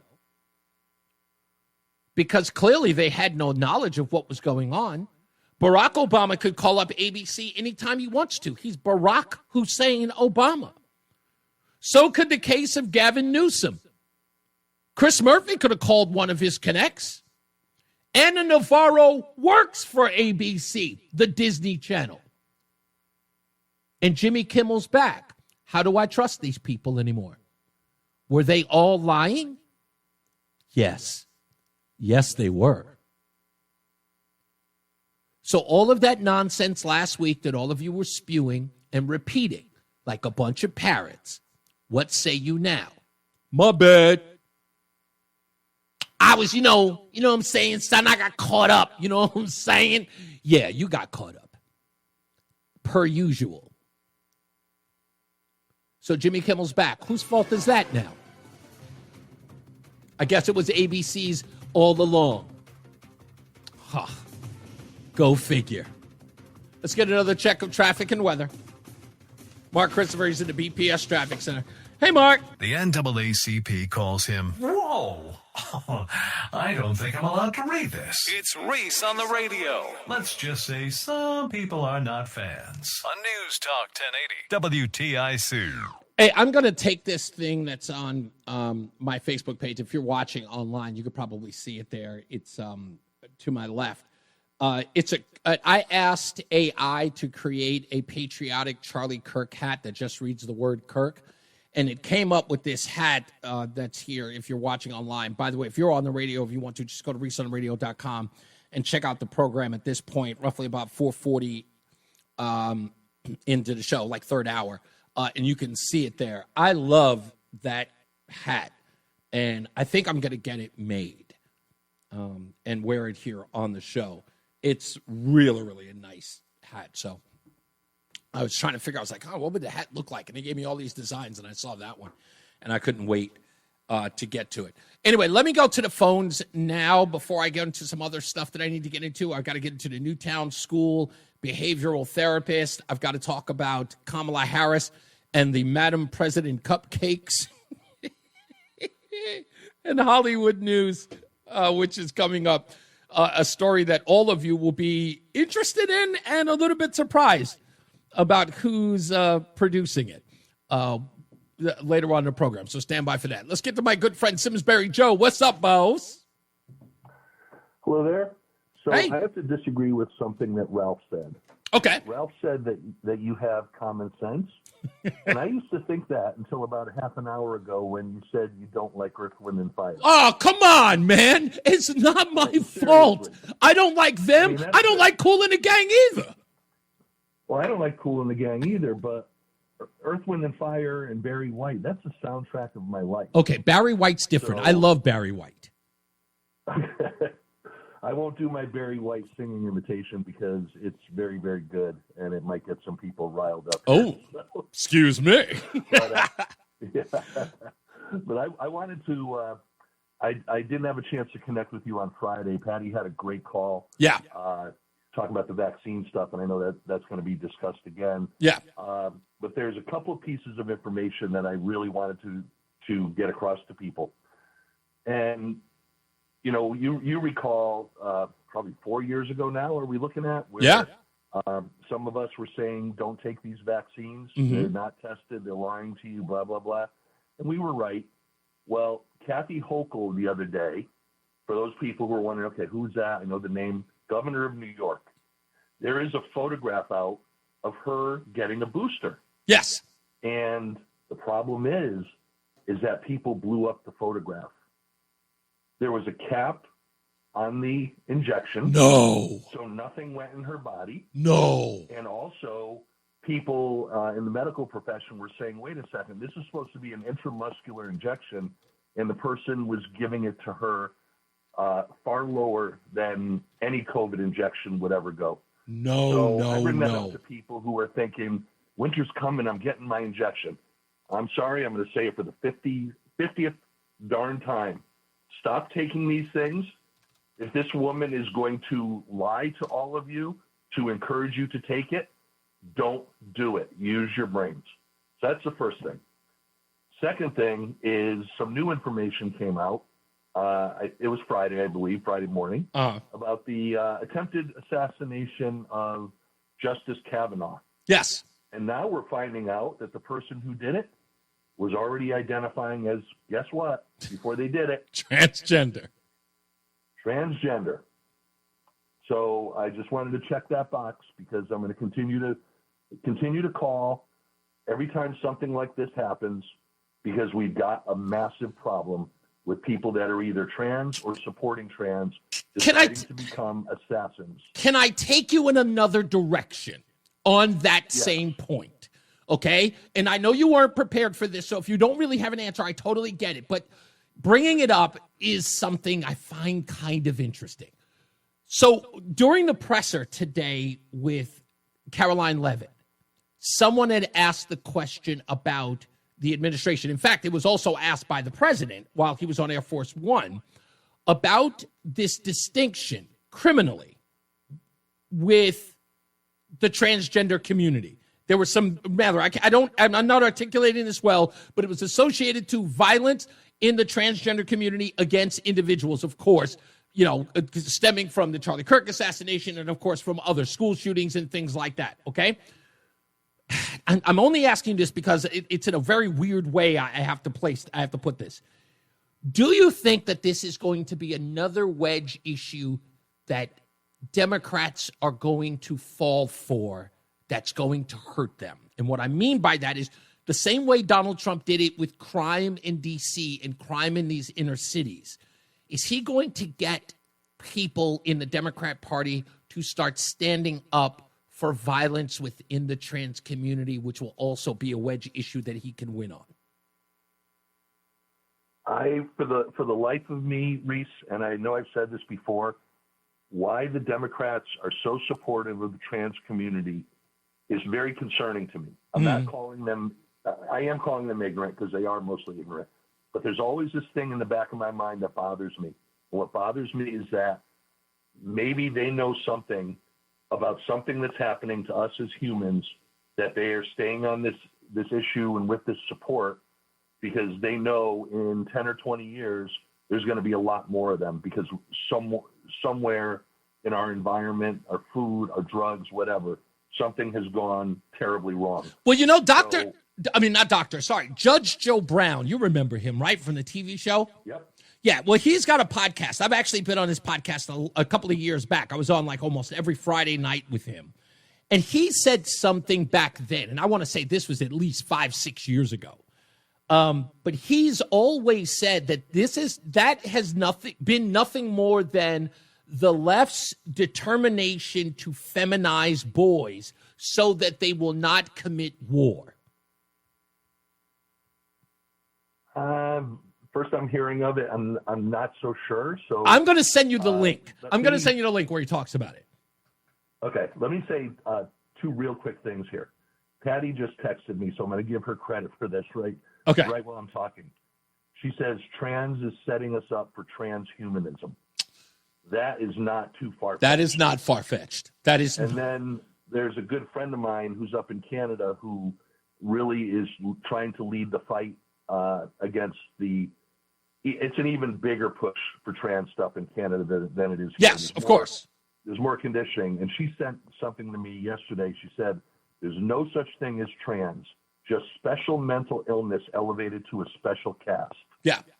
Well, the interesting part is like, Canada, although a different country, is kind of what I say too close to the edge.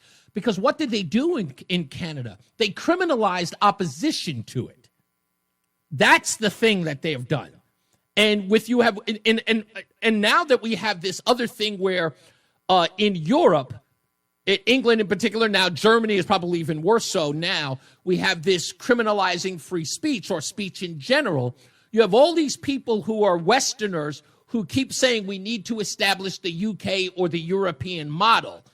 Well, if I'm following folks like Canada and the European model when it comes to speech and criminalizing speech, I'm deathly afraid of that. We couldn't have a better president than Donald Trump who is trying to combat that kind of globalism. Because what we're seeing is, in essence, what is obviously what they want to bring here. It's what goes on in the UK right now and Scotland and Ireland. Yeah. Is, so I know some of us have really looked into it and we're very up to speed on it. Mm-hmm. And I know there's others that, have not been able to be up to speed on it. It would shock you beyond belief the kinds of things that people are going to prison for. Yeah. That they're saying that is 100% accurate. It's one thing if you want to criminalize free speech, which I am not for criminalizing free speech. But if I run around and I say every Muslim is a child molester and I keep doing it and I try to get hate against Muslims doing that, someone's got to, it's free speech. It's wrong for me to do that. Right. But the stuff that they're saying is 100% factually accurate, and the government doesn't like people saying it. And that is chilling. And if they had guns, they would have fought back. They don't have guns anymore.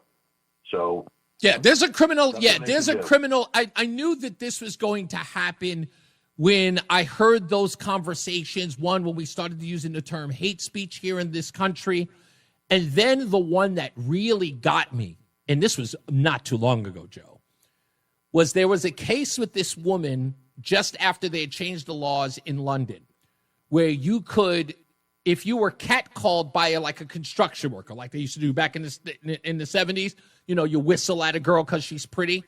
In England, they had made it, a law where if you catcalled a woman, you were arrested for it, right? Because it's illegal and obscene. And the thing about that I thought was like, wow, that's crazy. What a way to curb, harassment. Okay, I thought it was a little, beyond the pale. But that wasn't where it got bad. It was the case that I heard a year later where a woman accused a guy of catcalling her a month prior. And she was able to get him charged because someone had gotten in her ear. She had mentioned it in a conversation. Yeah, I remember one day that this guy catcalled me, and the woman told her, well, you know, you can get him arrested. And it was a month later, and she got the police to arrest that guy for something he had done a month ago. So that was like how do you have criminal evidence of something that happened a month ago in conversation? But they still arrested him just because of the accusation, which to me was just like, where the hell, what road are we going down? Well, there's a story that I can absolutely not tell on the radio. The next time you and I have the pleasure of talking, remind me to tell you having to do with something I'll just describe as similar, accusing someone of a crime a long time after, and the horrific story that I'll be able to tell you. That is just bad. I appreciate you. Thank you, man. All right. Thank you, sir. You got it. Yeah, again, like I'm saying, like this is 60 Minutes covered that story about the about Germany charging people with words. It's just like, what in the world? Oh, so Donald Trump is giving his speech upon on autism. And this was actually a study that everyone is kind of aware of now. I think it was sort of leaked or sort of, I don't want to say leaked. The leak is a bad explanation for it. That said that acetaminophen was a contributor during pregnancy that could lead to an increase in autism. And there were case study that was held back from public view, that the CDC was holding back and other physicians were holding back, which I don't understand how there's no criminality with that. Not that I think that everything should be charged with a crime, but not giving families access to that information seems criminal, if not cruel. And so now that Donald Trump's having that discussion, you know what? I'm going to see if we can grab a soundbite, if we can jip it a little bit. And by the way, that's join in progress for people who have never heard that term before. And see if we can get a little bit from it. I can't, if I just play the TV, you won't hear it. So I have to actually put it on my screen in order for you to actually view it. So we'll get into that as well. When we come back, also top of the hour, we will do Hollywood news about a 1985 iconic thing. I can't even say, if I tell you what it is, you're going to know what it is. An iconic thing from 1985 and 1986 that is getting its first feature film. And who's producing it will blow your mind. It's that crazy. Let me take Bill real quick, who's calling somewhere in Connecticut. Hello, Bill. Okay, not a problem. All right, I'll take, you know what? I have time. Yeah, I'll take, is Tom and Thomaston back? Tom, he's always in his car. How you doing, sir? Hey, well, I don't want to be repetitive. Did you hear any of my rant? What do you mean? Which rant? Well, I called in, but I guess maybe you didn't hear any of it. When Fred called, it annoys the hell out of me that he implies Netanyahu was implicit in the murder of 1,300 people. I know. And again, this is exactly what my point is. I said that's why I told him. I said, look, I don't agree with that. And I think that this is another case of people wanting to apply conspiracy to everything instead of just dealing with the facts. Because even now it's happening with Charlie Kirk. And I'm like, this is where you get ahead of your skis, is you're only going to taint it. Reese, Fred is supposed to be this intelligent guy. He's the wordsmith, the WTIC. Has he ever heard of, it's not a word, it's a phrase. Has he ever heard of Occam's razor? Yep, Occam's razor. Show me the proof where Netanyahu did this, and I'll vote to hang him from the highest tree. Yeah. The brutal murder of those people is horrific. Again, So where is his proof? You know what I Where say? is his proof? I don't think that this is one of those things where people are actually allowed. They don't allow. There's no allowing of truth in it. If I could break it down to you, it's really this simple, right? If it seems plausible, it should be shared. And if it should be shared, therefore it should be discussed.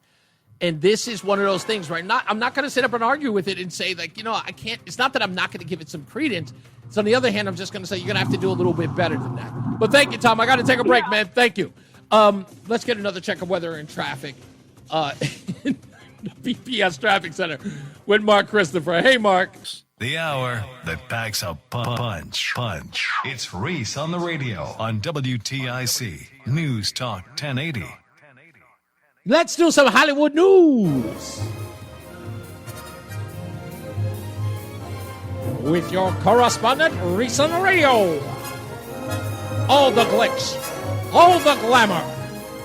It's Hollywood news.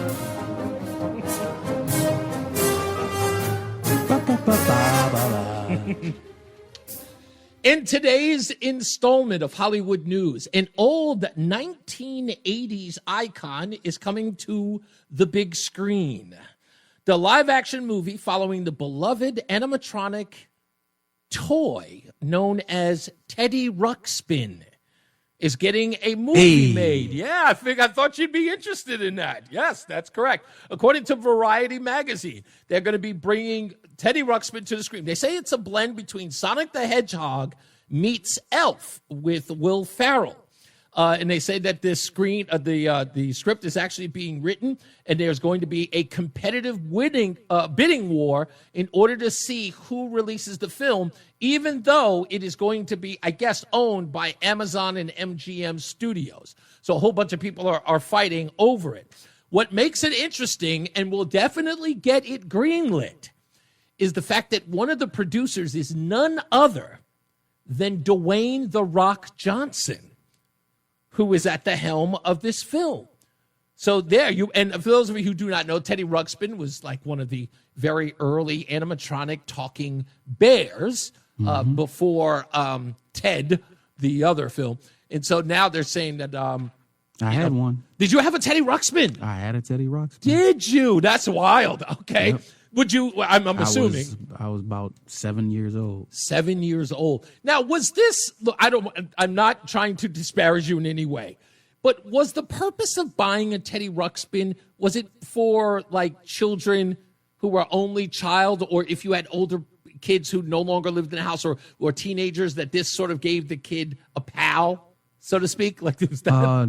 No, it was me and my sister. We were only 18 months apart. So. Okay, so you guys could, in essence, could be friends. But if you're boy and girl, your friends circles, like, you don't really, because I know I wasn't that way with my sister. We were not pals. Yeah. So, I always thought that kind of stuff was for single kids. Like one. Yeah, I cried because when my tape part broke, I cried. Oh, goodness gracious. Well, you can relive it now. Let's get to weather and traffic. Mark Christopher's in the BPS Traffic Center. It's Reese on the radio on News Talk 1080 WTIC. Let's see if this rings a bell, Roland. Show and tell time. Another teddy bear? My teddy's name is Teddy Ruxpin. He talks, he tells stories, Full battery is not included. Hi, my name is Teddy Ruxpin. Oh, that was creepy even when I was a kid. It was like, I love Teddy Ruxpin. I don't know. That thing just seems weird to me. Anything where a doll is talking will take me right back to the, it takes me right back to any, Twilight Zone episode just immediately. That will always, nope. Don't want any parts of it. Just inanimate objects should not be talking. Let's get to the phones real quick, and then I've got this other stuff I need to get into. Let's go to Jeffrey in Meriden. Hello, sir. Hello. Good afternoon. I just a couple things about Trump. I'm getting a little concerned about Trump. I'm a big supporter of Donald Trump for almost 10 years at least. But right now, this term, it seems like he's being more of the bully, and he's like getting desperate, like yesterday with the autism claims and everything. I don't consider what came out today a major breakthrough. I mean, for crying out, everything's like it could. You know, there's no background information or proof that it can cause autism. And to bring it out where he did yesterday at that ceremony, I thought was really low. This is not a major breakthrough, but he does this too often lately, and I'm concerned about that. And I think he's running. He's out of desperation. He's scared still about the Epstein stuff in the background. He's trying to make these other big stories to support him, where people would say, "Oh, he's doing a good job. They'll let the Epstein crap go by the wayside." You know. Oh, I'd be happy to respond. I wanted you to be able to get all of this stuff and out. the other thing too, I think there's something in the Epstein material regarding him. So you're not done. Possibly, or Melania, and it's Melania. I think the only whoever, and the only reason it's not brought out yet is because Maxine, his partner, Epstein, Ghislaine Maxwell. Now, yeah, her only trump card is Donald Trump for a pardon. So you know. Okay.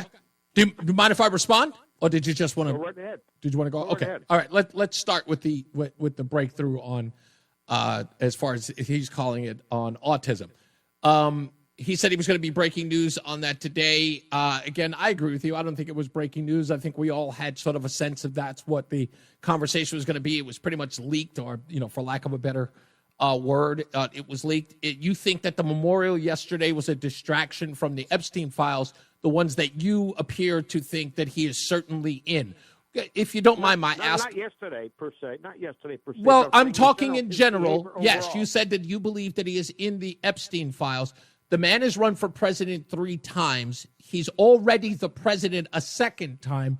And you think now he's fighting to keep his name out of the Epstein files when they had this at their, they literally, the Biden administration had it in the palm of their hands with everything that we know that they tried to do, like secret meetings with Nathan Wade. We know that there were conversations. Sir, I let you speak. Let me finish. Secret meetings with Nathan Wade that he actually billed the White House counsel with when he visited them in Augusta, Georgia. We know that that the vice president was meeting with Letitia James and meeting with Fani Willis, who also did actually get the mugshot of Donald Trump. So we know that, and let's not forget the leaker in chief, none other than Adam Schiff, and the other Fang Bang Bang, Eric Swalwell, all of these people doing everything in their power. Oh, and don't forget impeaching him twice. They all had access to the so-called Epstein files, and they never, ever came out until after he was elected, when the democracy that they swear to God that we are hanging by a thread by is on the line. They decided to bring it out today. There's a simple reason for that, though. Oh, yes, please. Epstein has dirt on both sides. Oh, so wait. So when it was detrimental to keep Donald Trump out of the White House, no one brought it up? He's got equal trash on all of them. But no, sir. I'm talking about the people who could have used it against Donald Trump. Now you're playing the both sides game. You're saying that Donald Trump is keeping. Wait. So what was? Hold on. Donald Trump has been president for a little more than 8 months, right? He's had the power to release them. What was the excuse of the Biden administration and the Department of Justice there? What was their excuse for not releasing it? Because it wasn't an issue. Donald Trump wasn't running. Is that a statement or a question? No, I'm asking you. Is it? Why did they not bring it out? You haven't. No. Maybe you're not understanding the question.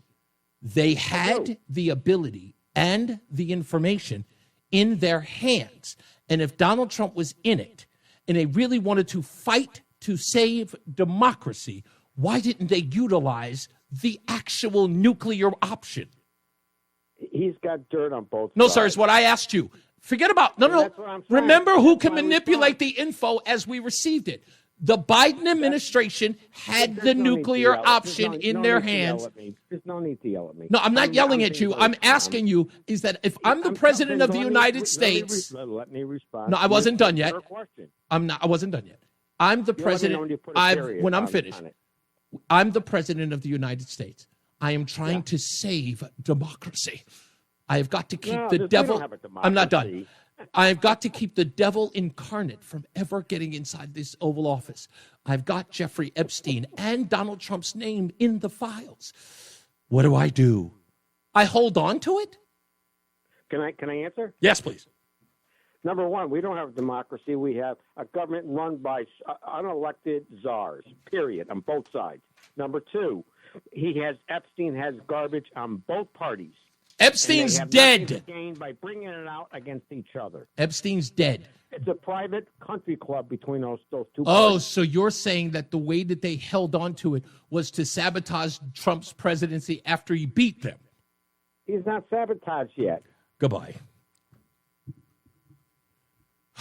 I try. Why? You had to, this is what's called painting yourself into a corner. It's that simple. Why would I use it against Trump after he is in office and all of his loyalists are in Washington, at the FBI, at the Department of Justice? All of my people. So you're telling me that the people who used to be in power, who wanted nothing more than to end any chances of the guy getting into office, they got 34 felony counts over rewriting one check 34 times. They hold him into probably the worst prosecutor in the country, in Fannie I don't need no man Willis. They get her to prosecute him and countless others in a case that is fallen apart by the wayside. I mean, fallen apart. They did all of that. They kept him off the campaign trail. They called him every word in the English language. And they had the documents right in their hands. And they definitely knew, according to this guy, they knew Donald Trump. Look at him, name right there, clearly a client, according to this guy. And they said, yeah, let's hold on to that until after he beats us in the election. Oh, and don't forget, after Joe Biden looks like a complete, we're talking a zombie on a debate stage where every Democrat, which we're now learning in Kamala Harris' books, that's about to come out, I think, tomorrow, and they're finding out that there were people who were watching that debate and screaming. Rob Reiner, the actor and director, screamed at Doug Emhoff, Kamala Harris's better half, and said, we're about to lose our democracy because of you.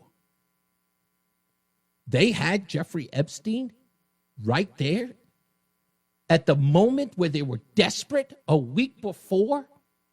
We're talking the 27th of June for him waiting to drop out of the election and put in Kamala Harris. And by the way, Kamala Harris, such a horrible candidate, afraid of her own shadow. Her staffers, afraid of her own shadow.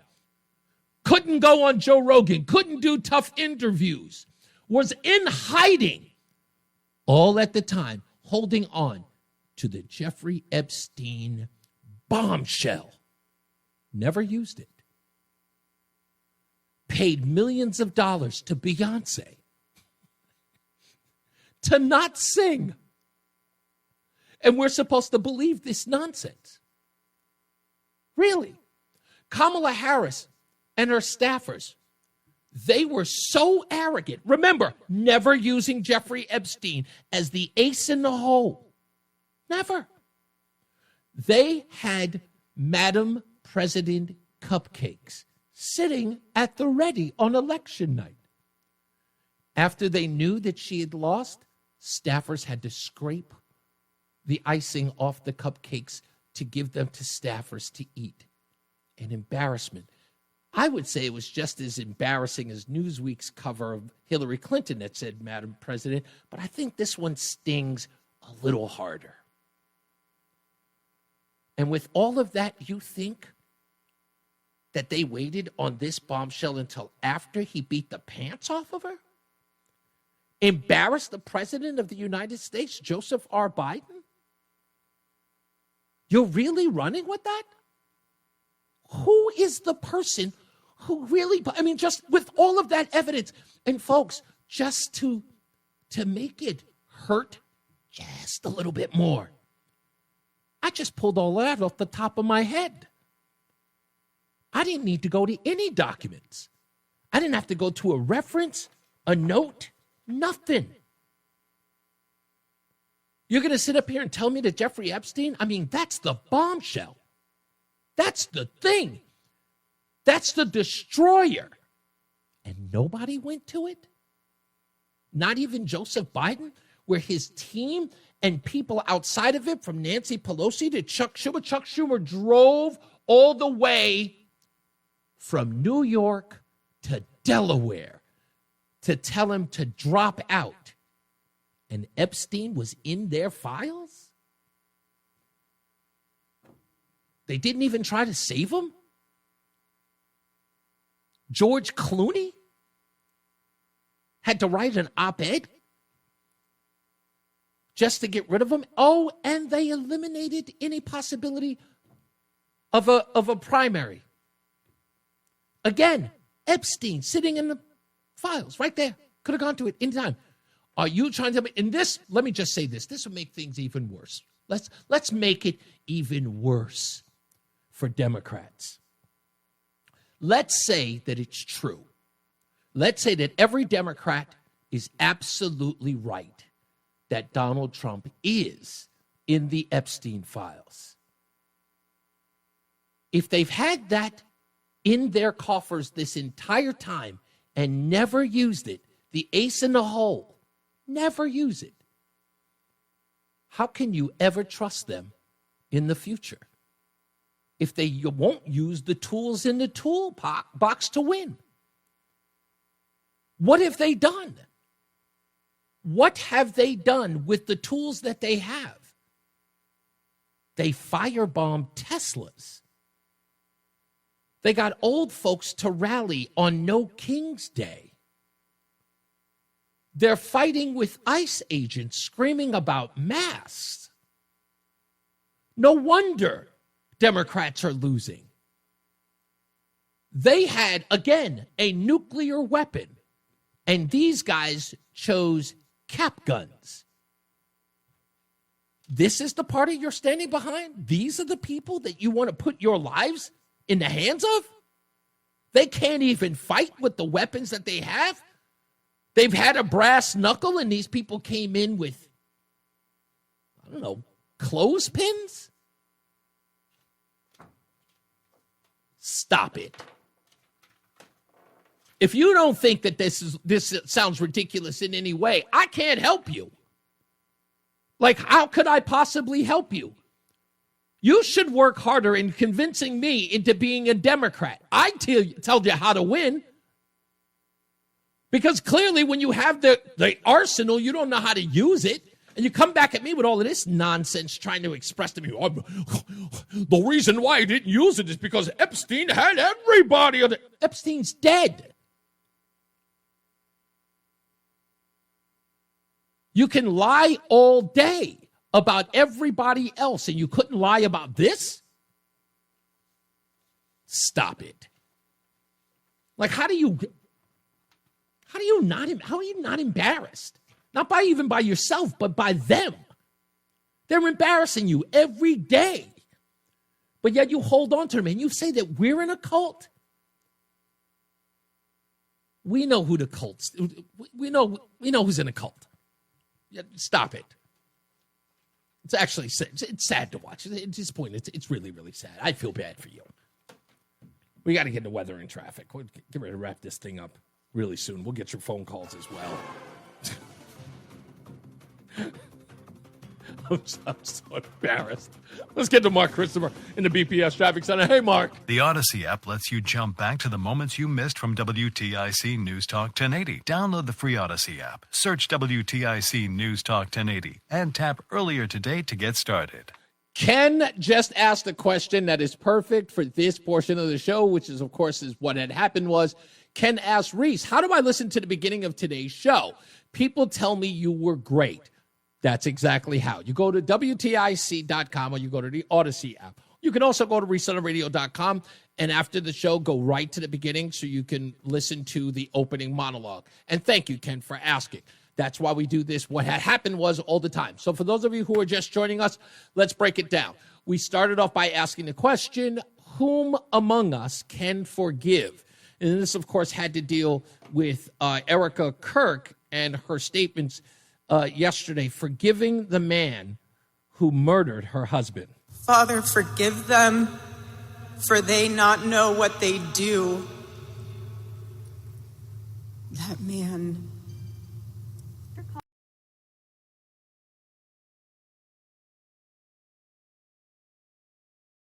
Him.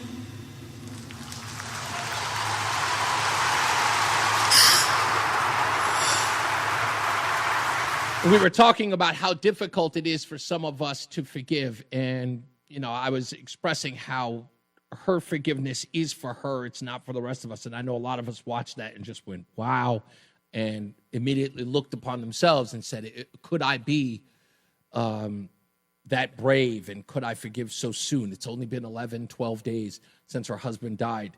It's an incredible, it was an incredible speech, an incredible gesture towards the murderer. So, how do you do that? Also, we broke down the stupidest thing I read today, which was the author of Drop Dead, talking about the 1975 financial crisis of New York. He told Dennis House of WTNH this week with Dennis House that businesses, if they do leave New York, and they can always come to Connecticut. Oh, and we had quite the laugh. Sorry, we're still laughing about that. Also, we talked about how Democrats are not doing well against Republicans this coming midterms because the people still trust Republicans when it comes to things like the economy, immigration, and crime. What are we seeing? Donald Trump being underwater, Democrats saying, oh, this guarantees us we're going to fly high in the midterms. Let me tell you, this guarantees you nothing, because at this particular point, the Democrats are the New Orleans Saints of political parties. What are we talking about? Trust the Dems or GOP more on the economy? Who leads on the economy? Republicans by 7. Immigration, Republicans by 13. How about crime, a big issue for Donald Trump and the Republicans? Look at that, lead by 22 points. Yeah, so that's pretty much what we talked about. You can always download the Odyssey app, go to WTIC.com, or go to ReeseOnTheRadio.com so you can find out what happened was on today's show. All right, with that, we'll get to our weather and traffic with our good friend Mark Christophers at the BPS Traffic Center. Hey, Mark. What's up, everybody? You know who it is. You know who it is. You know who it is. It's Reese on the radio. Frederick Douglass of the 21st century. It's WTIC News Talk 1080. All right, we're about to wrap this up. I think it is safe to say on tomorrow's program, we've got a huge exclusive, this one coming out of the Gateway Pundit. A New Jersey man secures nearly 1 million documents from Detroit's 2020 election, including copies of absentee ballots and signed envelopes in one of the largest election FOIA hauls in U.S. history. We'll break all of that down tomorrow. He's got a U-Haul truck. Ooh, I can even look that number up. Anyway, that's full of all of these, and we'll break that story down to you as well. Sure, there's no election fraud. I'm getting this message on Facebook, and I keep asking the simple question, right? And this excuse, because, again, it doesn't make sense, and I wish people would explain. So I'm Joe Biden, and I've got, I've got a DOJ and a FBI director, CIA director, all of these people that I've appointed. I've got access to the names on this list. And if I want to, I can destroy anybody's political fortunes at the drop of a leak, which, again, we know what was happening. We know James Comey was leaking. We know John Brennan, Jim Clapper. We know they were all leaking. Peter Strzok. We know all of this deep state stuff. We wouldn't even know the word deep state without it. This is all going on. We have verified evidence that all of this is going on. Adam Schiff, we found out that he had a lackey, a whistleblower, who says Adam Schiff was leaking everything to anybody. What was the purpose of leaking this stuff? To destroy Donald Trump. Why? Because they didn't want him in office. So every underhanded thing you could think of. And the excuse for not taking down politically the guy who is the extreme demon, according to them. The one file, they never touched him. And the reason everybody's giving is because, well, there were both names on there, Democrats and Republicans. I'm going, I leak to the media anything I want, and they'll do my bidding because they don't like him either. I can leak anybody's name I want to and withhold any name I wish to protect. And the media would never ask a follow-up question. They would never go, anybody else on the list? I would simply go, not important, trying to get this guy out. You know what? My bad. Yeah, give me all of that. Had it and never used it? And you're sitting up here telling me that not once did you're going to open your mouth and go, these people don't even know how to go to war. But yet I'm going to war with them. Chris Murphy is on television telling you to go out into the streets and fight for them. When they had that in their power, I mean, and by the way, let's go one step further. Even the guy who cannot shut up about Donald Trump ain't saying he's on the Epstein list. Chris Murphy. Anybody? Anyone? Is Chris Murphy said that? The guy who's running for president in 2028? Is he said that? Anyone? The guy's he's on a world tour with Max Frost, his more than likely running mate. Is he out there screaming anything about the Epstein files? He's screaming everything. Said Jimmy Kimmel being fired. Is government overreach? Still nothing from Chris Murphy on the Epstein. Why? The guy has found every reason to admonish the president of the United States, but yet no mention. No one's curious about that? Not even you? Huh? Stop. Seriously.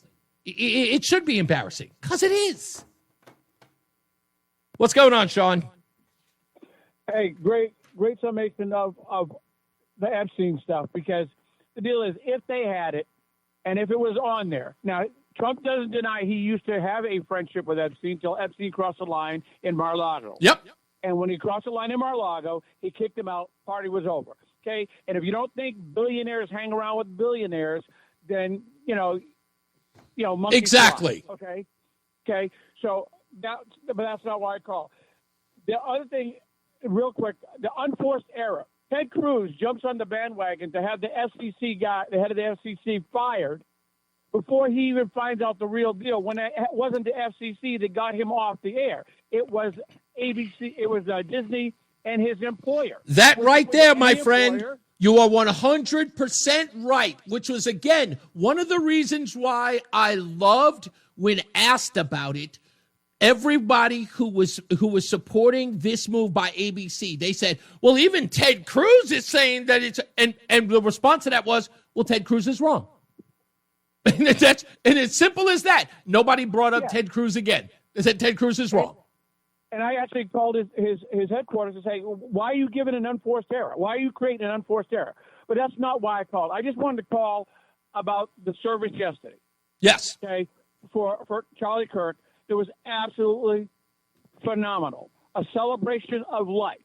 Okay? Doesn't mean he did everything right as Christians. I'm a Christian, but guess what? We're flawed.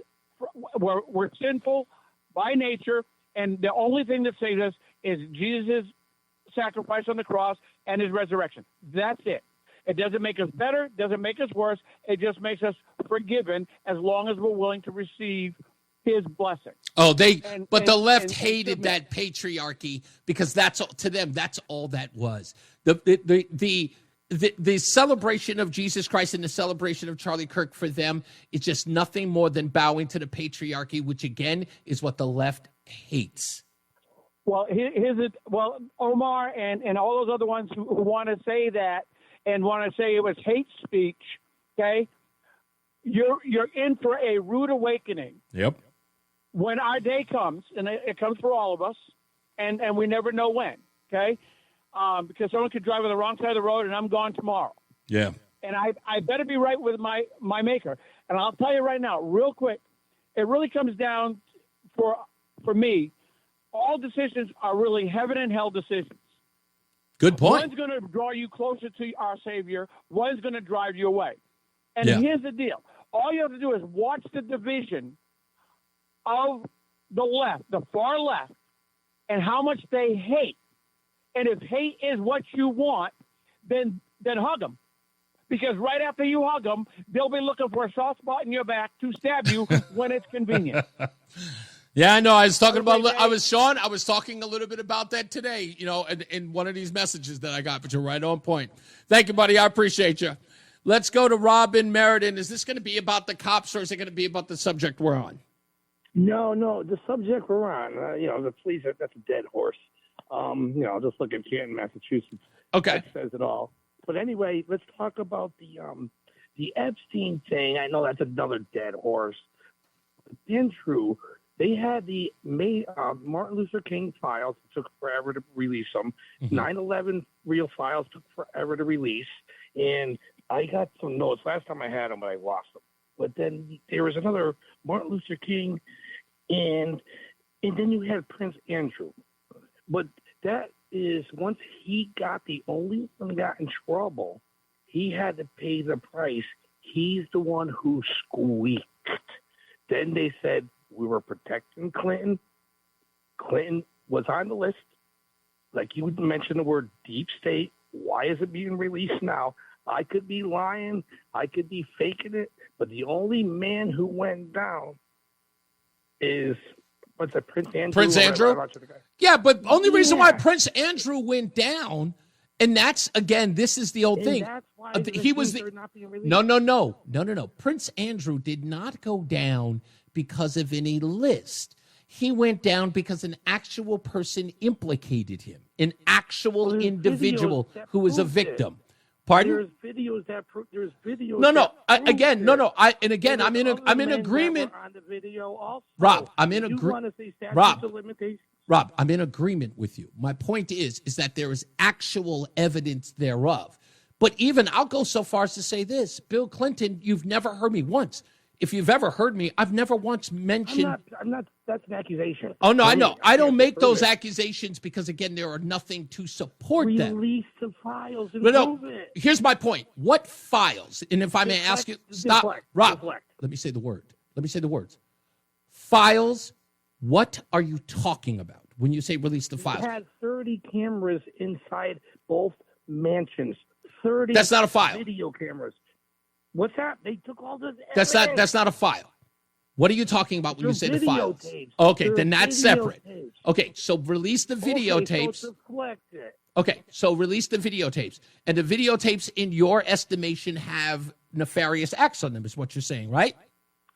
I think Maxell didn't rape the women. Well, I'm going to go one step further. Here's what I'm going to say. If you let me put it to you this way, and maybe you should go and watch the press conference that happened outside. Oh, I believe everything that comes out of their Rob, mouth. you gotta let me finish. Please listen to the press conference outside the Capitol, where a lot of the victims were sitting outside, and the lawyer who was there representing them said something that was very weird and questionable. He said that at a certain age, these women were farmed out to individuals. Now, the reason why that even touched a nerve with reporters was because when asked outright if any one of those individual women were trafficked underage, not one person answered in the affirmative. Not one. The lawyer said, you have to listen. The lawyer said, and go watch it, because I played the audio here, said at a certain... mean who's on the video, no, again, I'm going to finish. He said, at a certain age, these women were farmed out. Now, if we're going to be pulling its threads here, pull it that... No. The limitations. You really didn't understand what I just said to you? You're trying to deflect it. Like No. You're not... Okay. All right. I'm not... you for picking up my call. No, I really do. Maybe this is... I'm hoping... It's my fault. I'm blaming me. Okay. You got to do better research. Just everybody. You got it. You got to stop with the outrage and the screaming. And I think, with all due respect, It isn't about what you think. It's really got to be about what you know. And if you're not doing the work, if you're literally just listening to everybody and then repeating it, you are a tape recorder. You're a parrot. If you really, really care, if you're really, really interested, you have to do the work. You do. And if you want to debate me on it, you have to do your homework. You're not doing it. See, I'm sitting up here saying, I did all the work. Where's yours? I'm Common Core mathing it for you. I am telling you what the answers are, and I'm showing you how I reached the conclusion. You are sitting up here giving me doubts. And then when I ask you, tell me how you came to that conclusion, you go, because. What are you, 6? Come on. Do better. I know what you want, this desire for it to be the thing that you want because it supports your theory isn't enough. And I know that there are the old school days of doing talk radio the way that you guys have gotten used to it. Those days are over. Respectfully, those days are over. Okay? Until these people write me a pink slip, we do things differently here. So if you want to have a conversation, I'm not going to do the innuendo. Work your butt off. If you want to have that debate, disagree with me, but don't come on over here about I heard. That's not enough here. It just isn't. I hear these people railing off and just rattling off things. I'm like, it's noise to me.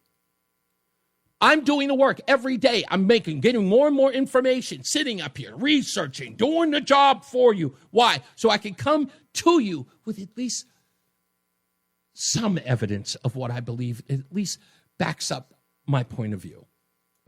Can you just do that? I'm not trying to embarrass anybody. I just want to have a reasonable conversation about this stuff.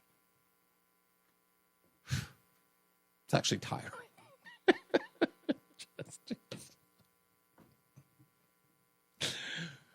You know what? It couldn't be a better time. You know what? I forgive you. That's what today's show is about, forgiveness. That's what it is. I'm keep thinking about that song that Anna Faris is singing in that movie, Just Friends with Ryan Reynolds. Forgiveness. I keep thinking about that. I've been thinking about it all day. I have no idea why. I just have. I'm trying, folks. I'm just trying. I'm not perfect. But as Grace Jones would say, but I'm perfect for you. We got to get up out of here. As I always say, radio is free, so we thank you for paying attention. Remember to keep JC and Charlie in your hearts and in your minds. Sean Patrick, we love you and we miss you. Remember that panic is not planning, so plan your work and work your plan. Me, I'm Reese on the radio. You have a good night and a pleasant tomorrow. We'll see you back here on Tuesday. Let's get to some weather and traffic, getting you home. Mark Christopher, he's in the BPS Traffic Center. Good night, sir. Reese, have a great night. This traffic report being brought to you by Columbia Implant Center in Manchester. If you are traveling into Hartford right now, southbound 91, look for slow traffic 33. Where are you at? Down at 32 A and B. And then you're going to have a little slowdown again. Yo. 19 to 18 in Meriden. All right, it's a wrap. We'll see you mañana. Westbound 84. I got to finish packing stuff. Oh, no, you're off tomorrow. 84 looks good. I'm not off this week. Oh, okay. I thought you were saying no. Oh, no. I'm not off till my birthday. Oh, okay. And that's coming up when? If you're heading into October 6th. Oh, damn, that's soon. Yeah. Bound Okay. Glastonbury. All right. Well, see you mañana. Okay. Yes, sir. All right. Bye. Waterbury's. All right, everybody. Ugh. I feel like I have to beat up on people. It's like, do I really need to do that? It's like I've listened to Mark Levin do that, and I always feel like it's like, God, don't beat up on people. It's just not nice. But I'm at this point where I'm starting to understand that frustration, and there are people who are rabble rousers. There's that word. There are people who are just, I think it's the essence of calling up the show is just to be incendiary and just, I don't know.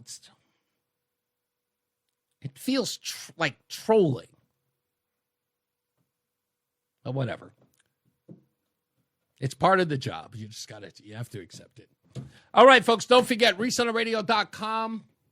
I'm going to go do some housework, like packing, and I actually folded all the laundry. Yeah, I should applaud myself. I did it. I folded laundry.